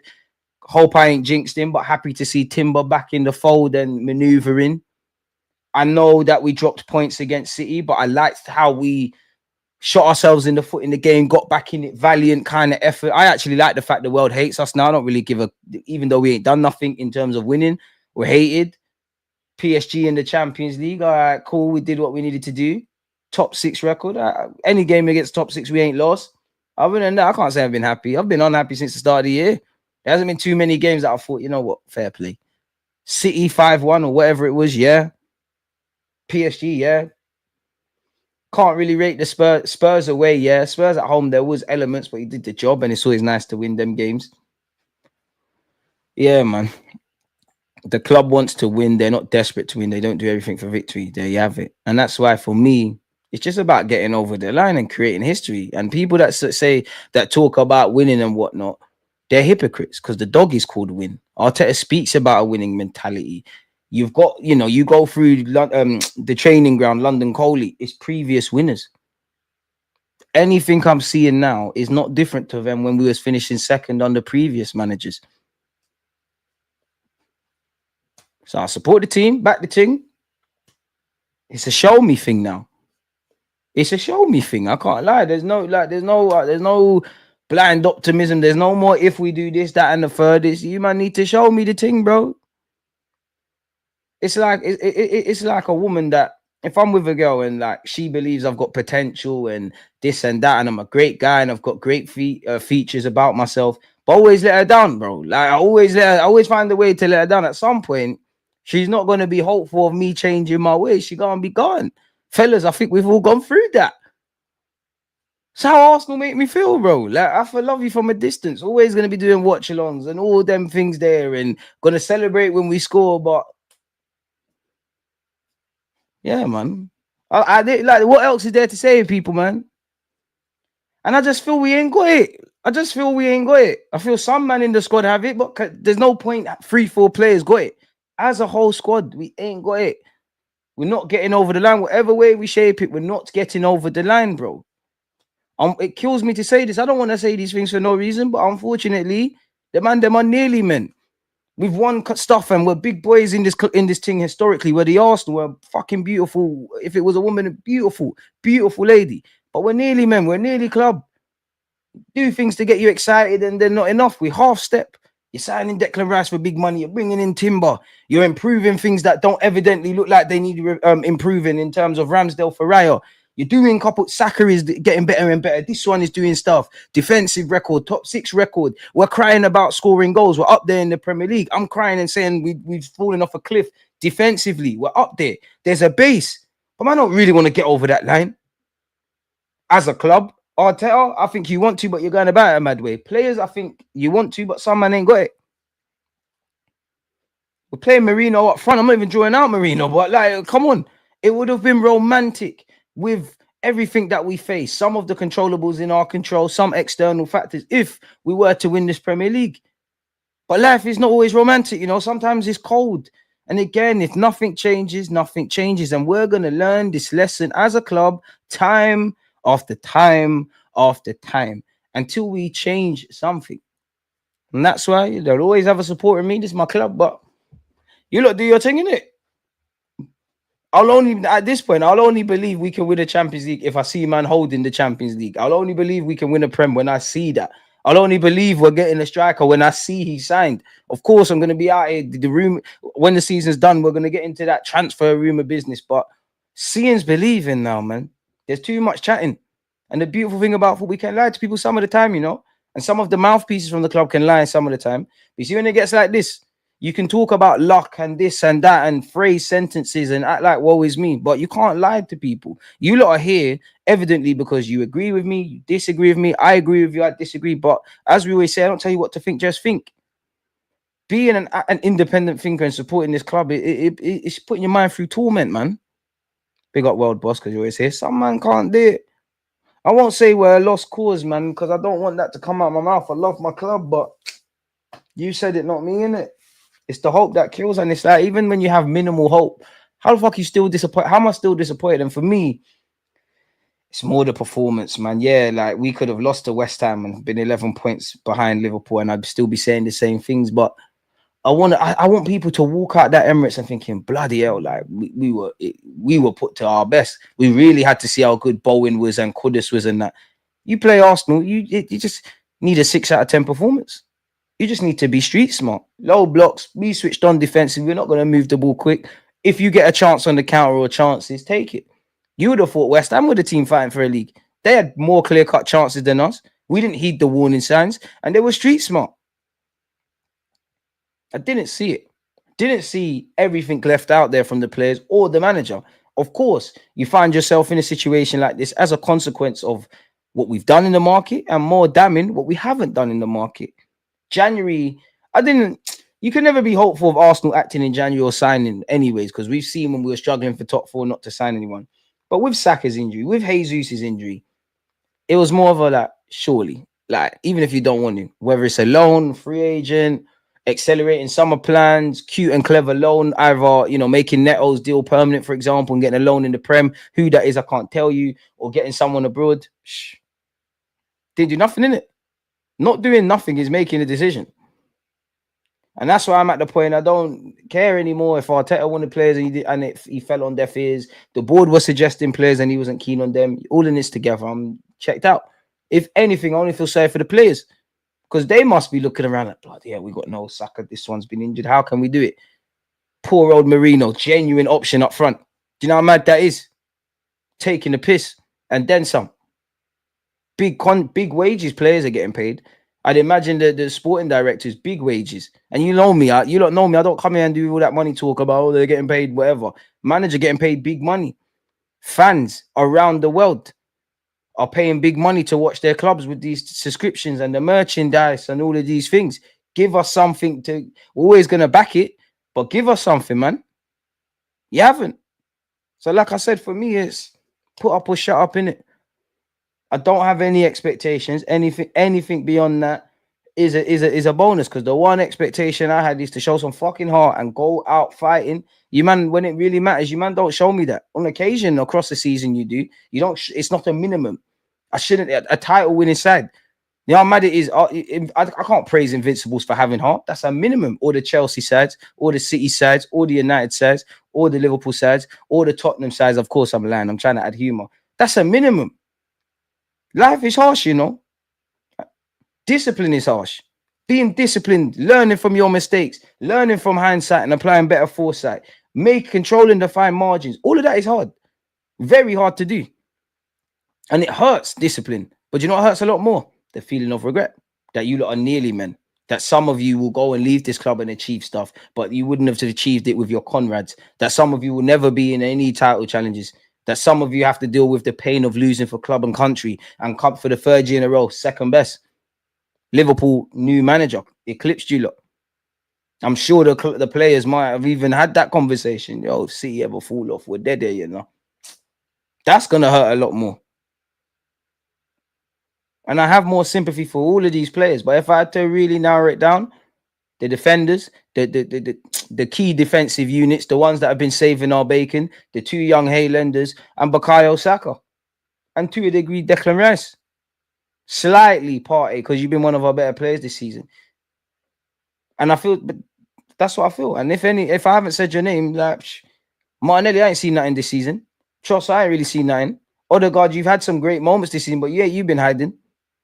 Marino, I allow you first season, but I ain't seen nothing. To a degree, I feel sorry for you, Kyle, because it's not really your fault. So I allow you. Calafiori, I allow you. Even though defensively, I like Calafiori. I'm not writing him off, but you're a madman, and I can't feel sorry for you, bro, because you're defensively. There's nothing nothing stood out. Ben White, you've been injured. I allow you. Really think Sterling's a difference maker? Really think Kai Havertz is sustainable? We really think it's fun and games to be getting to even period where Marino is playing up front for us. Forget one game or one little booky little thing we're going to do it, or it could be on a sustained period. Not serious as a club, not serious. And I said it last year and I said it the year before. Take nothing away from Liverpool. Take nothing away from the City sides. But we haven't won this title because of ourselves. What we have or haven't done on the field, off the field. That's why we're in this situation. So now, you lot do your thing. You lot don't. I'm not saying they don't care, but you don't care to the degree that I care. So you lot, I don't see people that would rather die than lose. Last season, defensively, I saw that. I don't see that now. People are not following runners. People are switching off. Nobody's being brave. That beautiful woman Thames is watching Arsenal and nobody's shooting from 30, 40 yards. I'm not built for this. Saka would have. He probably would have got himself in trouble. His missus would have been there. But Mazza, man. If we don't laugh, we're going to cry, man.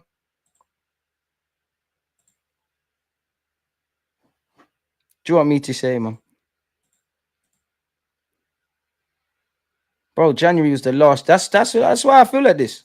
Because whether the guy would have been good enough is another thing, but at least you tried, bro.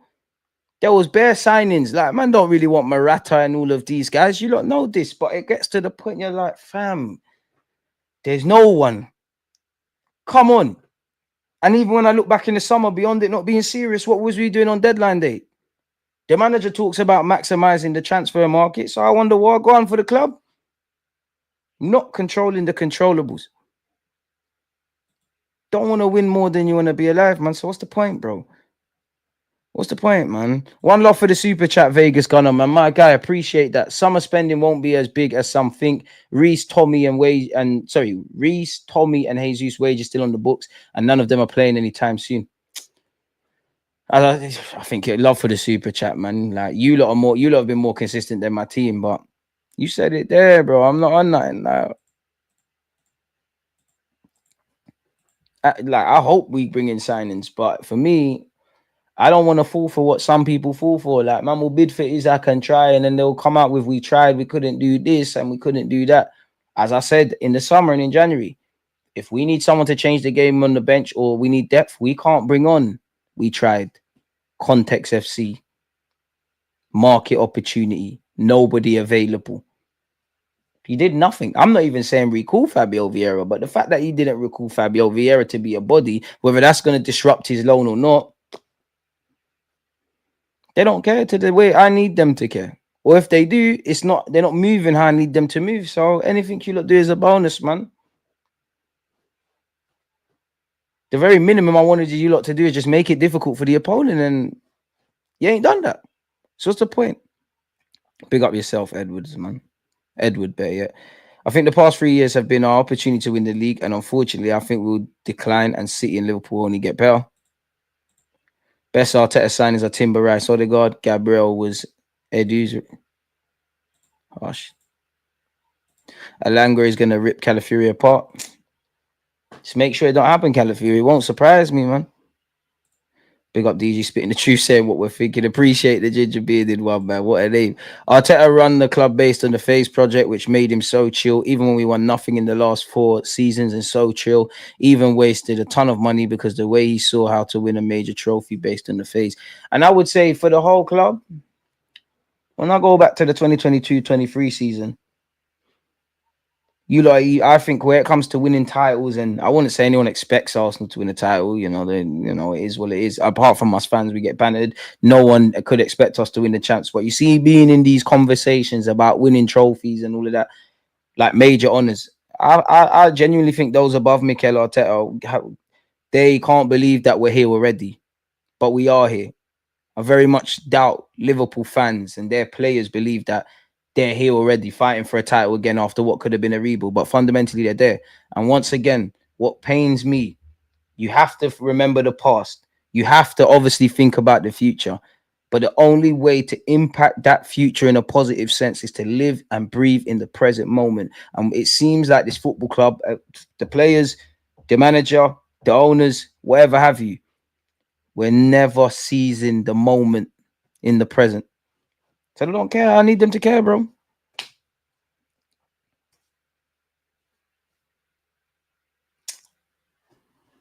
It's sad, man. Sad more than anything. Sad, man. It's mad sad. Like, it's actually sad. Like, I don't feel sad for these players.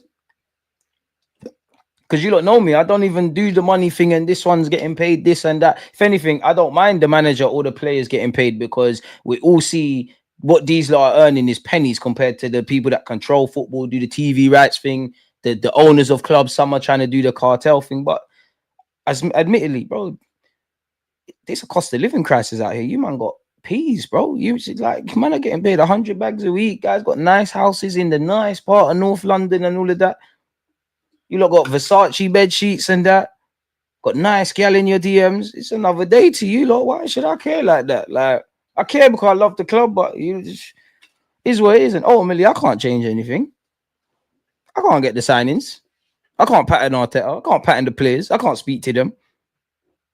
It's upsetting, Arteta. I think you're a good coach. I like you. I like you, Arteta. But I like my club more. And for me, the only thing is getting over the line. I think you're quite of a genius tactically, even though I've been criticizing your things. I think you got charisma. I love all the mad bullshit you're doing about pickpockets and all of that. I love the difficult decisions you've made. I love where we are at our team.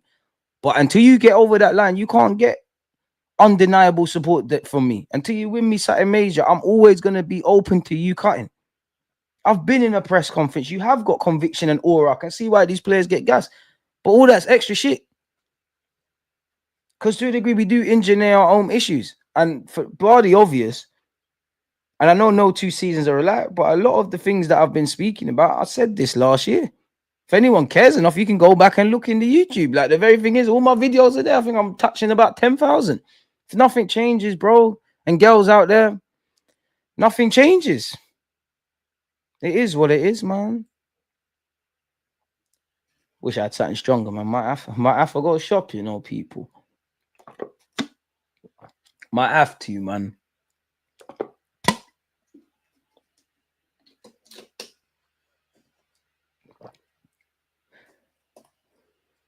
Coulda, woulda, shoulda, fine margins, ifs and buts. What ifs? Well. Well, Arne Slot, even if next season Liverpool are collapse, at least Arne Slot can say, listen, remember what I did last year, And I must admit, obviously, Liverpool's situation is different to Arsenal's and whatever, yeah. But I always find myself in the back of my mind when I see Arne Slot, and sometimes when Arteta box like the Eddie Howes, the Graham Potters, the Una Emre's, couple other managers, like the more experienced ones, I do think experience is overrated, but it can't be overstated. Like, Arne Slot's got a CV of managerial experience. Like how, even if minute, considering what he walked into at Liverpool. Yes, on one hand, in fact, we'll get into that. How much did that play a part? And some Arsenal fans fucking shameless as well, you know, shameless, always moving the effing goalposts. It pisses me off because people said Liverpool, people didn't have Liverpool, people probably had Liverpool in the top 4, right? But people were saying it's Arsenal versus City. People probably thought when City, the first sign City started rubbing out, it's just Arsenal's. People were saying the motivational levels of the 3 key players at Liverpool, they had a dead summer, this and that, they're going to fall off. It's unsustainable relying on Mohamed Salah and this, that, and the third. Them same people who made that Liverpool ain't got no chance, especially when we drew against them, where really we should have won at the Emirates. Them same people have flipped it now. Flipped it. Oh, but people sleep on Liverpool. They had Gravenberch, which was already there. They had the 3 big ones. They had this, they had that. Dead. There's been times where there's been not hardly any injuries, times where there's been bare injuries, times where we didn't expect to be in a title race. Either way, we ain't won it, innit? Life doesn't care about favourable conditions, and some Arsenal fans need to fucking accept that. The referee's cool, but half the times refs has done us dirty. We could have won those games. As much as there's external factors, there's a lot of internal factors that we have not fixed up. Stop lying to yourselves. I know the copium, the hopium, the Arteta pack is wavy. As I said on and again, I'm not the pitchfork done or an Arteta apologist, but I genuinely think, you see, I said it on the last stream, Arteta earns 15 million a year. If all else fails for Mikel Arteta or he wants to make more money, I promise you, Mikel Arteta, start an OnlyFans. Do you know how many of our fans will buy it up? Especially if it pours at boy, get Calafiori and Odegaard, boy, you lot will make bank, mate. Absolute bank. People love their own ideologies and Arsenal in their image more than the club. And I think you have to look at things on a twofold. There's reasons and contexts and this, that, and the other. And we can talk about them till they're blue in the face. But then also, if that's one conversation, you need to look at the other conversation, which is the cold-hearted facts. Not this is why that happened. The cold-hearted facts. Did we win the league? No. Is it the 3rd year that we tried to win a league and we haven't? No. How many losses? How many wins? How many draws? Simple. But it's not going to happen. They don't care like us. Oh, well. Wouldn't be surprised Vieira and Nelson would be like new signings. DG was starting to talk about next season already. We are Netflix FC, bro. Man can't sit here and banter Spurs about bottling, and we aren't even in a position to bottle this year. But yeah. And there's so much to like in isolation about how we're moving, but it's not enough, bro. Let me be director of football. I'll bring in some real ballers. I feel like the board don't care as long as Arteta gets top 4. Thames being there makes it hurt more. They're not serious, bro. If we had real brothers, they would have been slapping it for no reason from 30 yards. I know Danny Ceballos would have been doing that, man.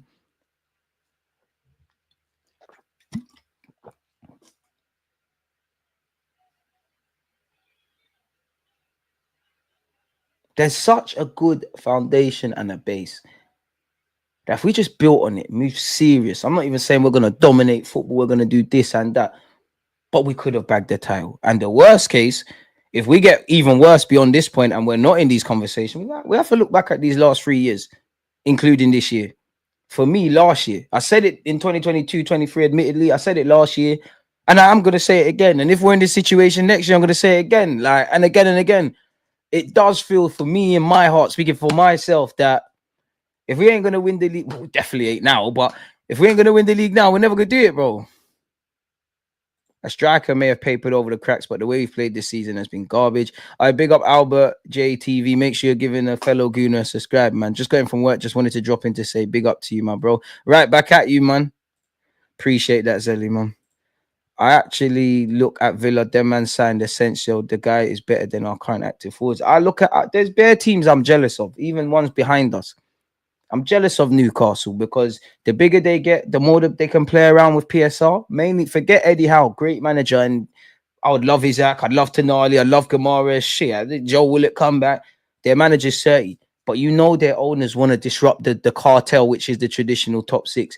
Chelsea, I know their fans will be vexed, but the intent, you could argue there's too many chefs right now, but you could argue the intention is there. The way they're going about it is mad.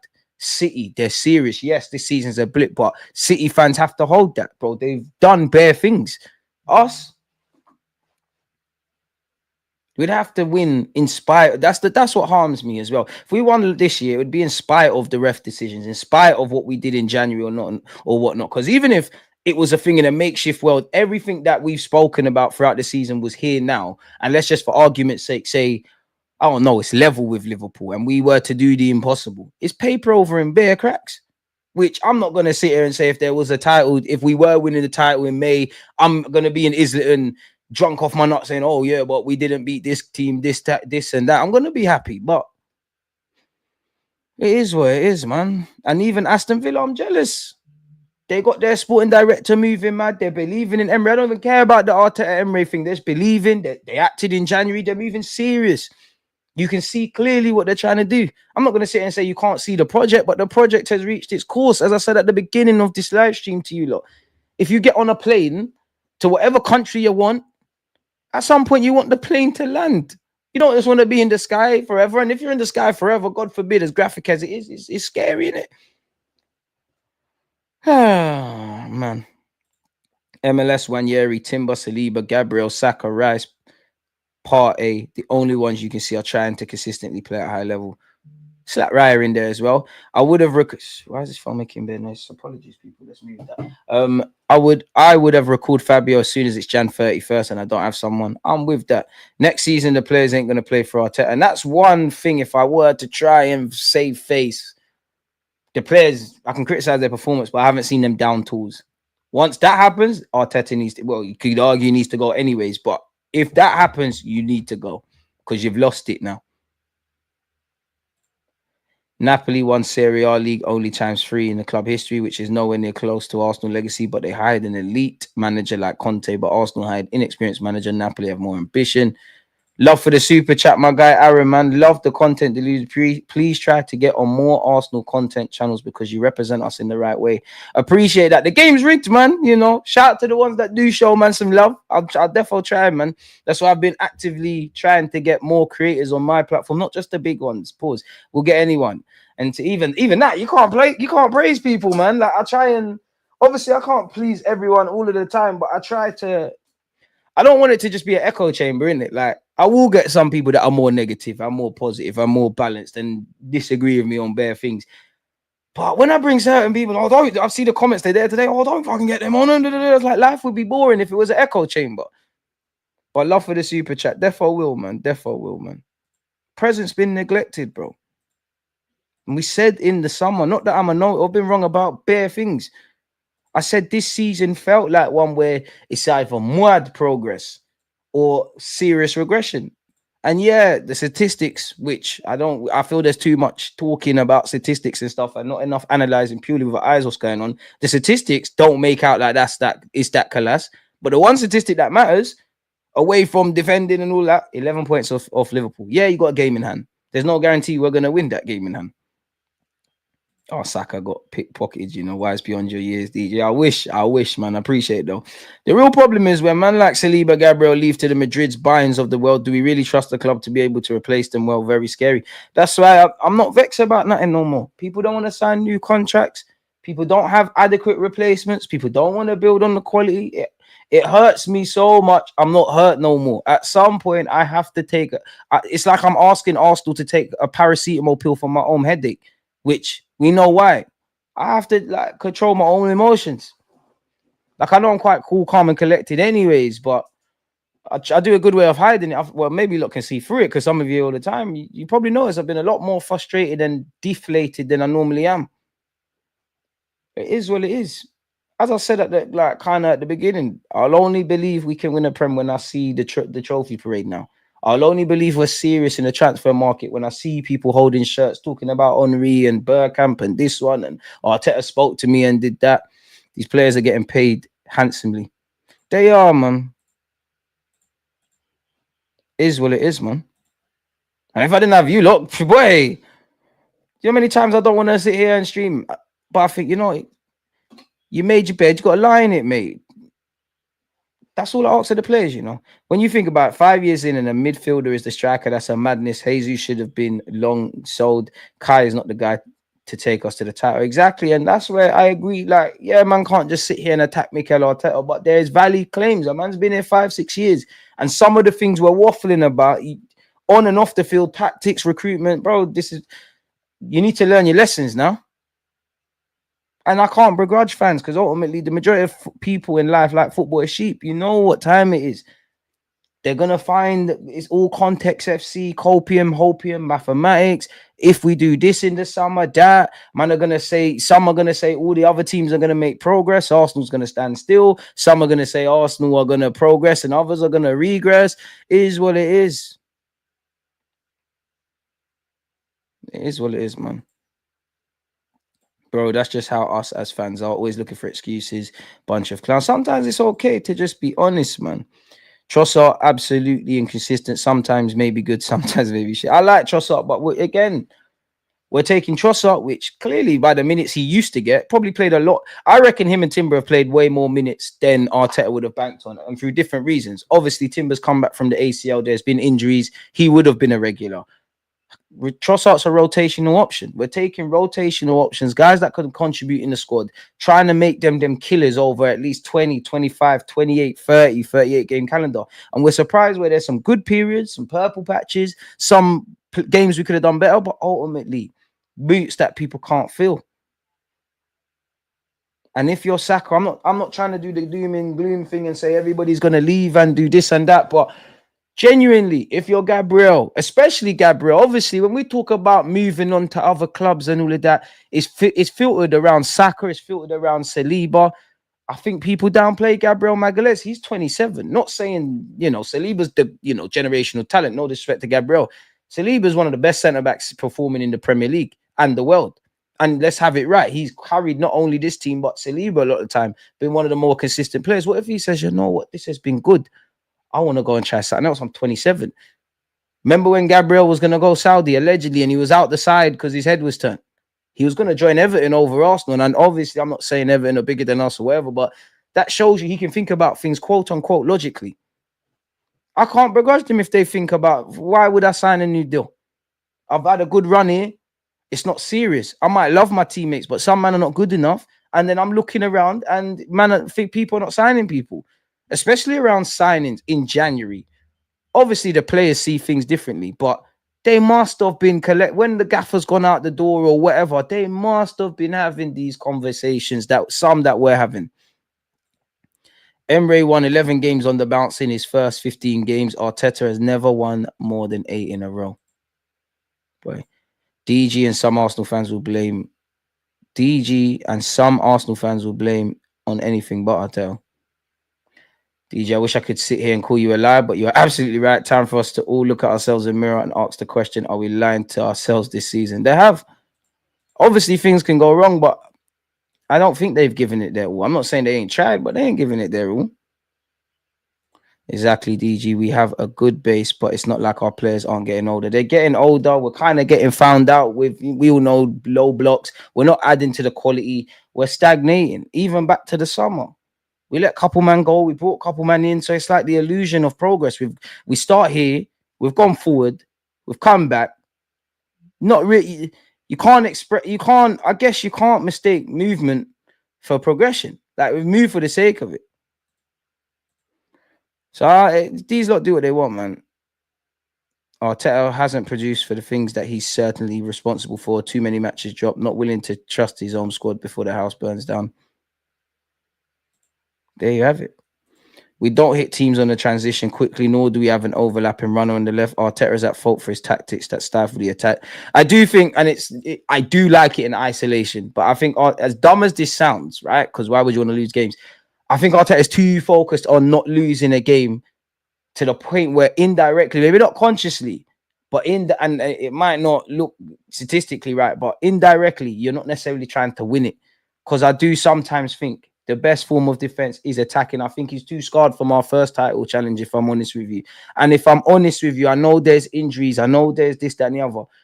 Should moving the ball quickly, creating chances, should that be an issue for our football club, Arsenal, from what we have been? And forget all of that. For some of the players in the squad that are still available right now, Trossard's not slow. Martinelli before his injury is not slow. I know Sterling's shit, but he can do something. These shouldn't be issues. I know it's very different. Wenger had some shit man bopping ball. There was times under Mikel Arteta's tenure where we was playing in certain sort of ways and we could all see, all right, get someone better. Like there used to be a time you could see what Arteta was doing and you could just see some men are not good enough. I can't see that now. A striker doesn't necessarily solve. I think a striker is a massive issue, but I think there's so much that we need to do on the sporting front. We're not creating that many chances. Of course, you can caveat the statistics. We are creating a couple of chances. Of course, there's been numerous times we've seen our players miss some shit shots and say, yeah, maybe a clinical one could have at least scored a couple of them and we could have more wins on the board. And at this moment in time, it'd be a closer race against Liverpool. But that's all ifs and buts and maybes and shoulds and that. And the third, man. And as we know, as harsh as it is, winners win, losers explain, man. 28-hour flight. We're only on hour 4. DG, we're still sat here for 20 plus years. I've supported this club long enough to see what happens when players question the ambition of the club. They end up leaving. We've seen this movie before. And that's the one thing I'm happy about. Because I've seen Thierry Henry leave this football club and Bergkamp retire. None of these departures can hurt me. Of course, I don't want to see Saka and Saliba go, but it's war for Ducks back. Need a change from Arteta desperately. Even though he said internal solutions, he hasn't even utilized his squad effectively and to bring the players outside their comfort zone for the sake of the team. Bring on anyone. I'm here for any discussions on Arsenal. Will do, man. Get Lee Gunner on. Tell Lee, shout me, shout Lee. Big up, Jess. She will. Well, you don't need to get on to Jess, innit? Because normally it's Thursdays. I shouted her, or to be fair, my phone, like, people are replying now. See, I'm always working for you. Like, tomorrow we're gonna have Kenny Ken at 4 p.m. You know, Dan Potts on Friday. You lot hold him accountable if he doesn't flop. But Gunali, yeah, Jess ain't replied still. So when she replies, we're lit in it. But yeah, man. And obviously the hooks of halftime hooks of this world, the fam zone TVs will always get them. But yeah, man. I'm not in London, but it would be cool if you did a live in-person Q&A show with some other podcasters. I ain't got enough clout for that. None of you would turn up, man. It would be an L. It would be a massive L. But it could be something. Cronkies couldn't care less as long as we're in the champs.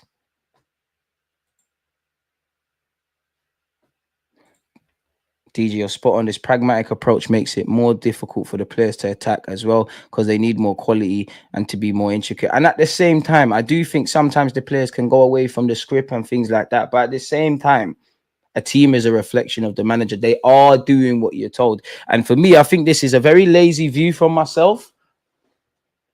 But I don't think we've replaced Granit Xhaka. I don't think we've replaced Aubameyang. And Xhaka, beyond this, that left 8.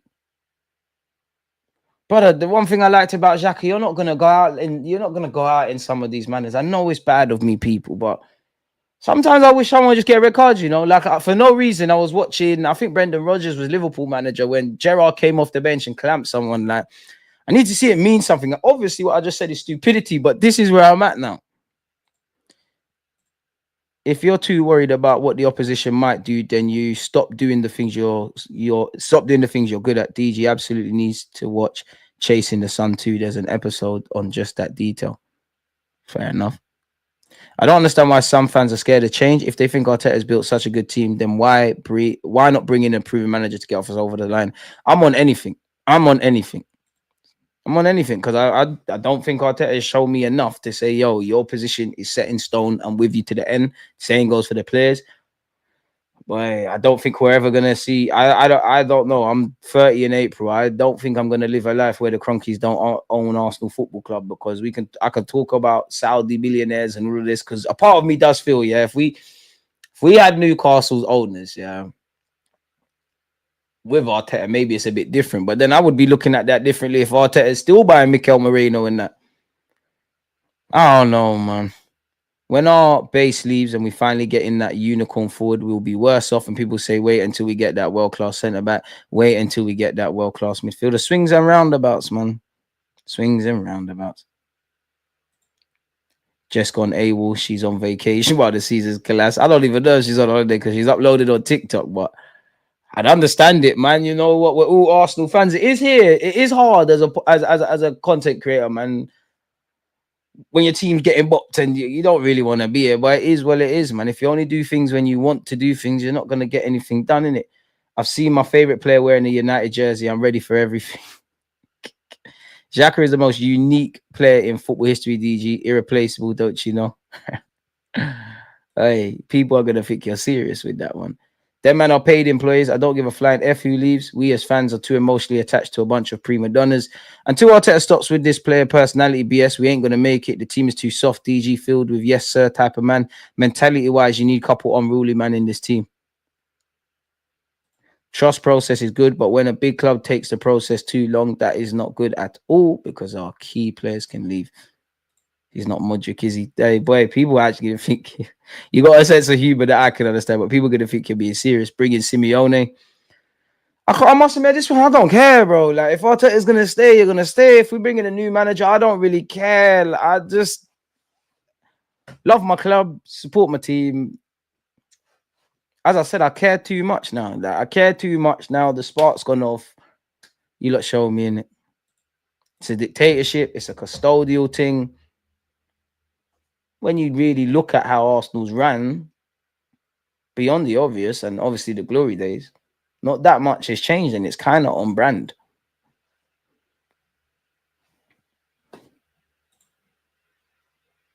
So it is what it is, man. Like, it is what it is, man. Like, it is what it is, man. Like, no one has my loyalty at Arsenal. I'll always support you, regardless of if I like or dislike Arteta or the players, whether you're playing for my club or you're operating for my club. I want the best for you, but no one gets my, like, loyalty is as loyalty does, isn't it? Like, what am I being loyal to? Obviously, I'm not saying I'm going to change teams, but for the vast majority of the players, bar the names I said, beyond the few, beyond you lot as fans and me as a fan, bro, what am I being loyal to? I owe you lot nothing. In the same way the players owe us nothing. You know, we're here because we like the club, but none of these players are here because they're nice players. Nice guys, sorry. They're here because they're good players, allegedly, or someone believes that. Invested too much emotion. Exactly. If Arteta wins nothing next season, then the ride is surely over. No telling what comes next. I mean, the only time I'll believe Arteta is going to cut is if, obviously, it's not going to happen. Because against West Ham, there was some fans left early. We all know the Cronkies will act if that's the case. I think if you win an FA or League Cup, you keep your job next season. Some people on social media and whatnot reckon you have to win the league, in which obviously another year puts more of a question mark on it. But I must admit, all of this, the gloves are off. The club have to go for it. Half of the talking points we've been saying now, a year's a long time, but man, we're saying this last summer, going into this season off the back of last season. So, like, where are we at with it, really? And then you still got a bunch of minions that will cut every. I don't understand it. I'm not saying you can't praise Arteta, but I don't understand bigging up someone, saying his generation with this, is that, is the other. And then when things go right, you can't stop bigging him up. But when there's just a close to a question about could you have done this better, it's everyone but his fault. So, and while you still got that cult kind of following, and the board must know that, because I do think fan sentiment on social media as well as in the stadium played a part in Emery going beyond the bums on seats. Nothing's going to happen, bro. I do wonder sometimes, for all of Arteta's faults, if we had them Saudi owners that are saying, yo, we are trying to brag to our fellows Middle Eastern cousins about how good Arsenal are. Why do you keep buying left backs? Why do you keep doing this? Your lot's getting that new contract until you show us something proper. Pressure is a privilege, isn't it? Pressure makes all of us better. I do think Arteta puts pressure on himself, but I don't think there's external pressure or from top to bottom. The maddest thing is, Kroenke ain't even an idiot. They might be an idiot because of what we want our team to achieve. He's not an idiot. You don't become a billionaire being morally in tune or being an idiot. He's got a sweet gig, new merch, cult following. As much as we're not happy and the devil's in the details, bunch of positive statistics. Some people find it kind of weird and courageous that we're coming up short, but we're never giving up. Brother, this is he probably double the share prices, doesn't invest technically his own money, bro. Them and they are laughing, bro. Laughing. Tired of next season. I'm not even tired of next season again, Brad. Like, I'm checked out, Killy. It is what it is. Can you imagine next season, Magalhaes and Saliba injury next season? Then we have an injury excuse again. By God's grace, that ain't the case. I ain't watching tomorrow's match. I'm sick of it. I hear that. I'm still going to be there. And I hope you lot will be here with me because we'll be doing a watching on. But I understand at this point, you have to, at the end of the day, it is a blessing in life if football is the one thing in our lives that's mashing us up in it. We have to be thankful. But at the same time, bro, if not watching Arsenal protects your mental health, I hear it. You have to at some point take paracetamol for your own headache, innit? So, yeah, man. Now I'm skipping steps. Arteta wouldn't have been hired if we had Middle Eastern owners. Them man only have money for actions that produce results. I hear it.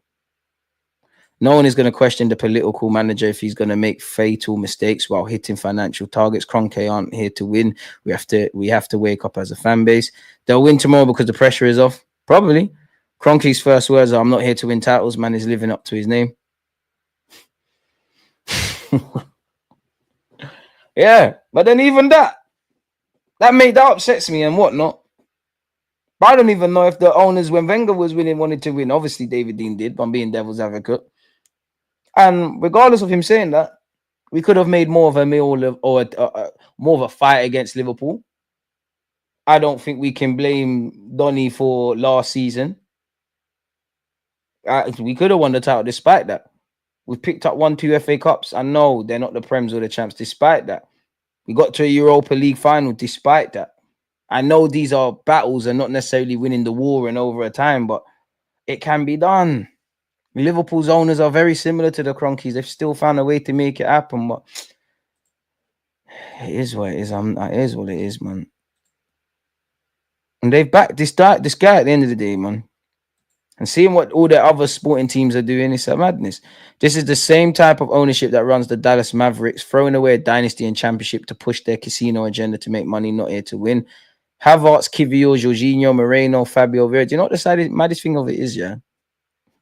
Jorginho, I'd reckon Jorginho and Havertz have probably been two of the best players on that list. I'm not even vexed at Jorginho. Little stopgap signing and whatnot. Shouldn't have been signed, but yeah, you get it. Havertz shouldn't be here. Respectfully to Kai, I think you've turned out a lot better than ultimately what we've expected, but ultimately not good enough. Definitely at where we're at now, we're not gonna shift you, even if we wanted to, but you could be a squad player. But then you've got the double whammy of could you have spent that money in other regions? And if you were to, like, we're talking about centre mid and striker. All we can do is dream. But if we sign Isaac, I don't know, Isaac and Zubimendi, Kai Havertz, you're not in the starting 11 unless your form's out of this world or we're in that point where man have to rotate and whatnot. It's too much. As much as a manager has to overthink and do all of that, like we, to a degree, I think we've done all of this doing the scientific way of looking at football. Can we just keep it simple? Go out there, you lot, old enough, ugly enough, experienced enough, go out there and win. Strikers, Arteta wants you to pull it out to the channels, go do that. Just put the ball in the back of the net. Football's it's so simple, it's complex, but it is also a simple game. He must coach a win versus PSV. I'd rather lose to Real Madrid than PSV. You're not alone, man. The only hope with the Kroenke situation is that the club has captured Josh Kroenke's heart. Other than that, these men are just using us as financial collateral. He's little man, though. I do think he cares a bit more. I don't know if he genuinely does. I don't know if Stan has said, you know what, I need to see you as a bit more of a face. I don't know if he's struck a relationship up with Arteta, but it's your dad's club, bro. Obviously, when your dad passes, not that we're wishing that on anyone, when your dad passes, I imagine you're in his will, you're going to get Arsenal. As I said, for me, it's a seeing is believing thing now, man. I'm not on nothing else.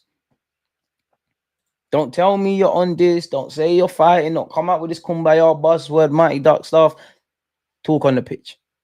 Talk between yourselves. Talk on the pitch. All I want to see is you lot can talk to me until you're blue in the face. I just want to see the feet do the talking, especially in those tough moments, because it's all fun. Everybody's able to play when the sun's shining and everything's going well.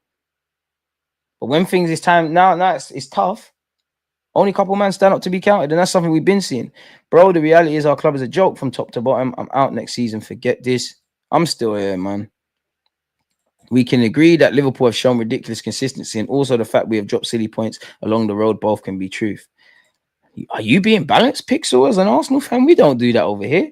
My brother, fellow Arsenal fan, stopped watching football during the Wenger era. He calls me a fool for still supporting Arsenal. Can't even counter that one.